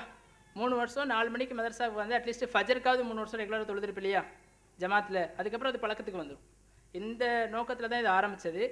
ஸோ காலையில் 4 மணிக்கு வராங்கன்னா 5 மணி வரைக்கும் ஹிப்ஸ் கிளாஸ் இருக்கும். 5 to 5 வந்து ஃபஜருக்கு ½ அன் அவர் விட்டுருவோம். அதுக்கப்புறம் 1 hour வந்து ஹதீஸ் கிளாஸ். ஹதீஸை பொறுத்த வரைக்கும் நாங்கள் வச்சக்கூடிய சிலபஸ் முதல் வருஷம் ஆதம் அலைஹிஸ்ஸலாம்லேருந்து நபி ஸல்லல்லாஹு அலைஹி வஸல்லம் வரைக்கும் ஃபுல்லு எல்லா நபிமார்களுடைய வாழ்க்கை வரலாறு.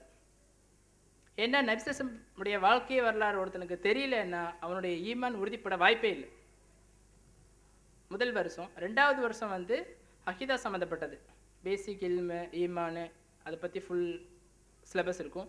3வது வருஷம் 6 மாதம் வந்து நபி ஸல்லல்லாஹு அலைஹி வஸல்லம் இன்னைக்கு வரைக்கும் இஸ்லாமுடைய நிலைமை எப்படி, பொலிட்டிக்கல் ஹிஸ்ட்ரி, அதாவது கலிஃபாக்களுடைய வரலாறு மற்றவங்களோட 6 மாதம் சொல்லுவோம். அடுத்த 6 மாதம் பிஸ்னஸ் எப்படி பண்ணணும் அப்படின்னு சொல்லி.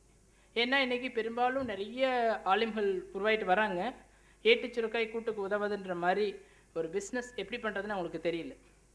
சும்மா படிச்சுட்டு மனப்பாடம் பண்ணிட்டு வந்தால், நான் இதை குறையாக சொல்லலை, படிச்சுட்டு மனப்பாடம் பண்ணிட்டு வந்தால், இன்றைக்கி நான் ஐடி பிஸ்னஸ் ரன் பண்ணிட்டு இருக்கேன்னா ஐடியில் வந்து ஒரு பிஸ்னஸ் கூடுமா கூடாதா, இது ஹலாலா ஹராமா, நீங்கள் குர்ஆன் ஹதீஸை பார்த்து எனக்கு சொல்லுங்கன்னா சொல்ல தெரியல. ஏன்னா படிச்சிருக்காங்களே ஒழிய அவங்க யாருமே வந்து, ஏன்னா பெரும்பாலும் வந்து ஆலிம்கள் யாரும் பிஸ்னஸில் இறங்குறது இல்லை. அதுதான் ஒரு மேஜரான ஒரு இதாகிடுது, டிஃபெக்ட் ஆகிடுது.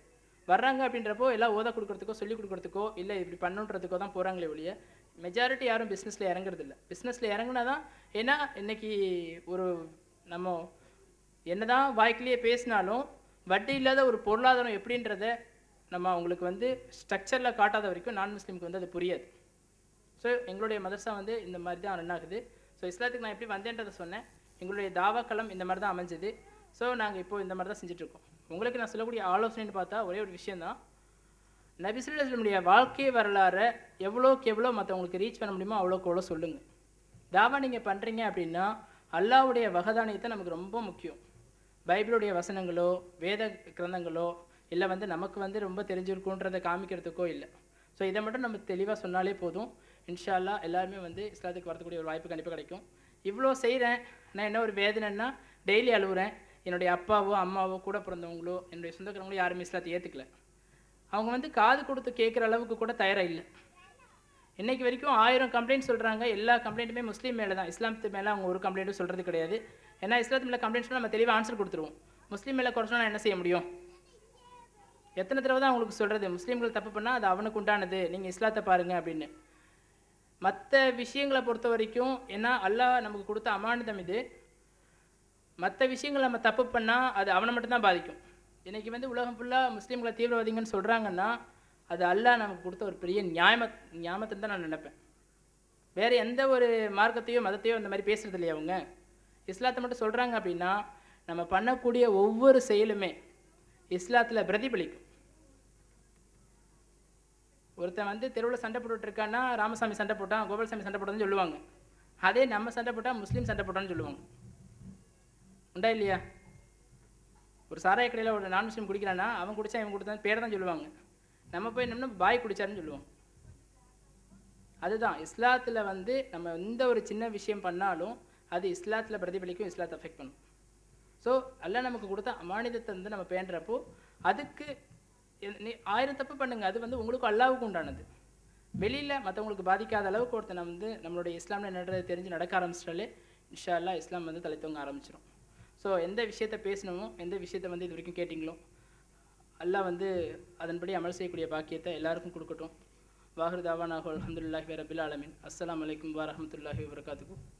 சுப்ஹானக அல்லாஹும்ம பிஹம்திக அஷ்ஹது அல்லா இலாஹ இல்லா அன்த அஸ்தக்ஃபிருக வ அத்தூபு இலைக். அஸ்ஸலாமு அலைக்கும் வரஹ்மத்துல்லாஹி வபரகாத்துஹு. அன்பான சகோதர சகோதரிகளே, முக்கியமான ஒரு வேண்டுகோளாக நாம் வைக்கின்றோம். நீங்களும் இந்த பணியிலே உங்களை இணைத்து கொள்ள வேண்டும்.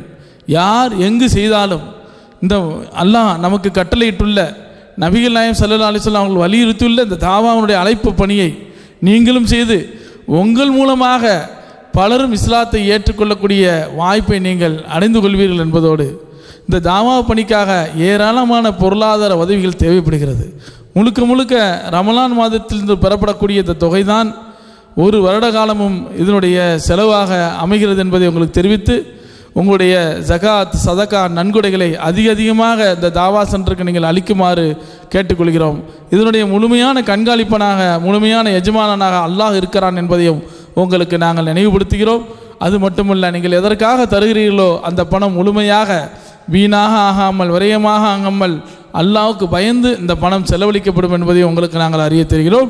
அல்ஹம்துலில்லாஹ். அது மட்டுமல்ல, தாவா சென்டருடைய மாணவிகளுடைய எண்ணிக்கை அதிகமாகி வருவதால், இஸ்லாத்தை ஏற்றுக்கொண்ட சகோதரர்களுடைய எண்ணிக்கை அதிகமாகி வருவதால் நாம் இருக்கக்கூடிய இந்த புதிய பில்டிங்கிலே கீழ்த்தளத்திலே தான் வகுப்பும் அவர்கள் தங்குமிடமும் இருக்கிறது.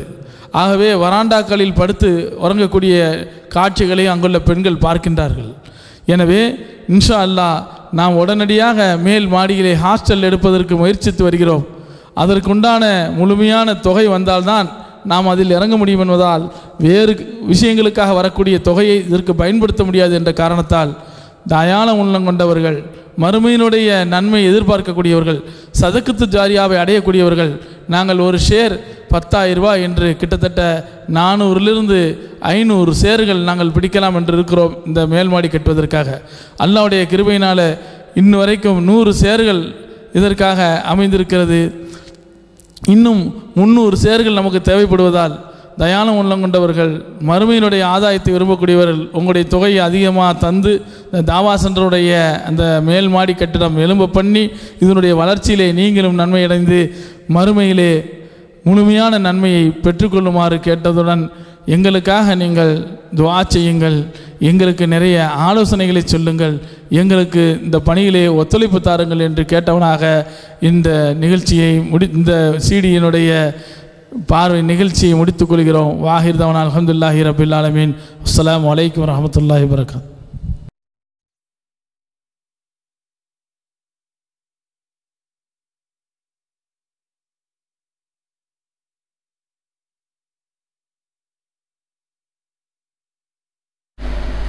அஸ்ஸலாமு அலைக்கும் வரஹ்மத்துல்லாஹி வபரகாத்துஹு. அன்புள்ளம் கொண்ட சகோதர சகோதரிகளே, நமது தாவா சென்டரின் பணிகளுக்கான தங்களுடைய சக்காத் சதக்கா மற்றும் நன்கொடைகளை தாராளமாக அனுப்பி தருமாறு அன்போடு கேட்டுக்கொள்கிறோம். வங்கி மூலம் பணம் அனுப்புவர் கோல்டன் எஜுகேஷனல் ட்ரஸ்ட் என்ற பெயருக்கு மட்டும் டிடி எடுத்து அனுப்பவும். அனுப்ப வேண்டிய முகவரி centre for social harmony, Dawa centre number 228 Aliya street, Kayalpattinam, pincode number 628201, Thoothukudi district, Tamil Nadu, India. Phone number 04639283844, 984211776009. Email ceskpm@yahoo.com. web www.ceskh.in.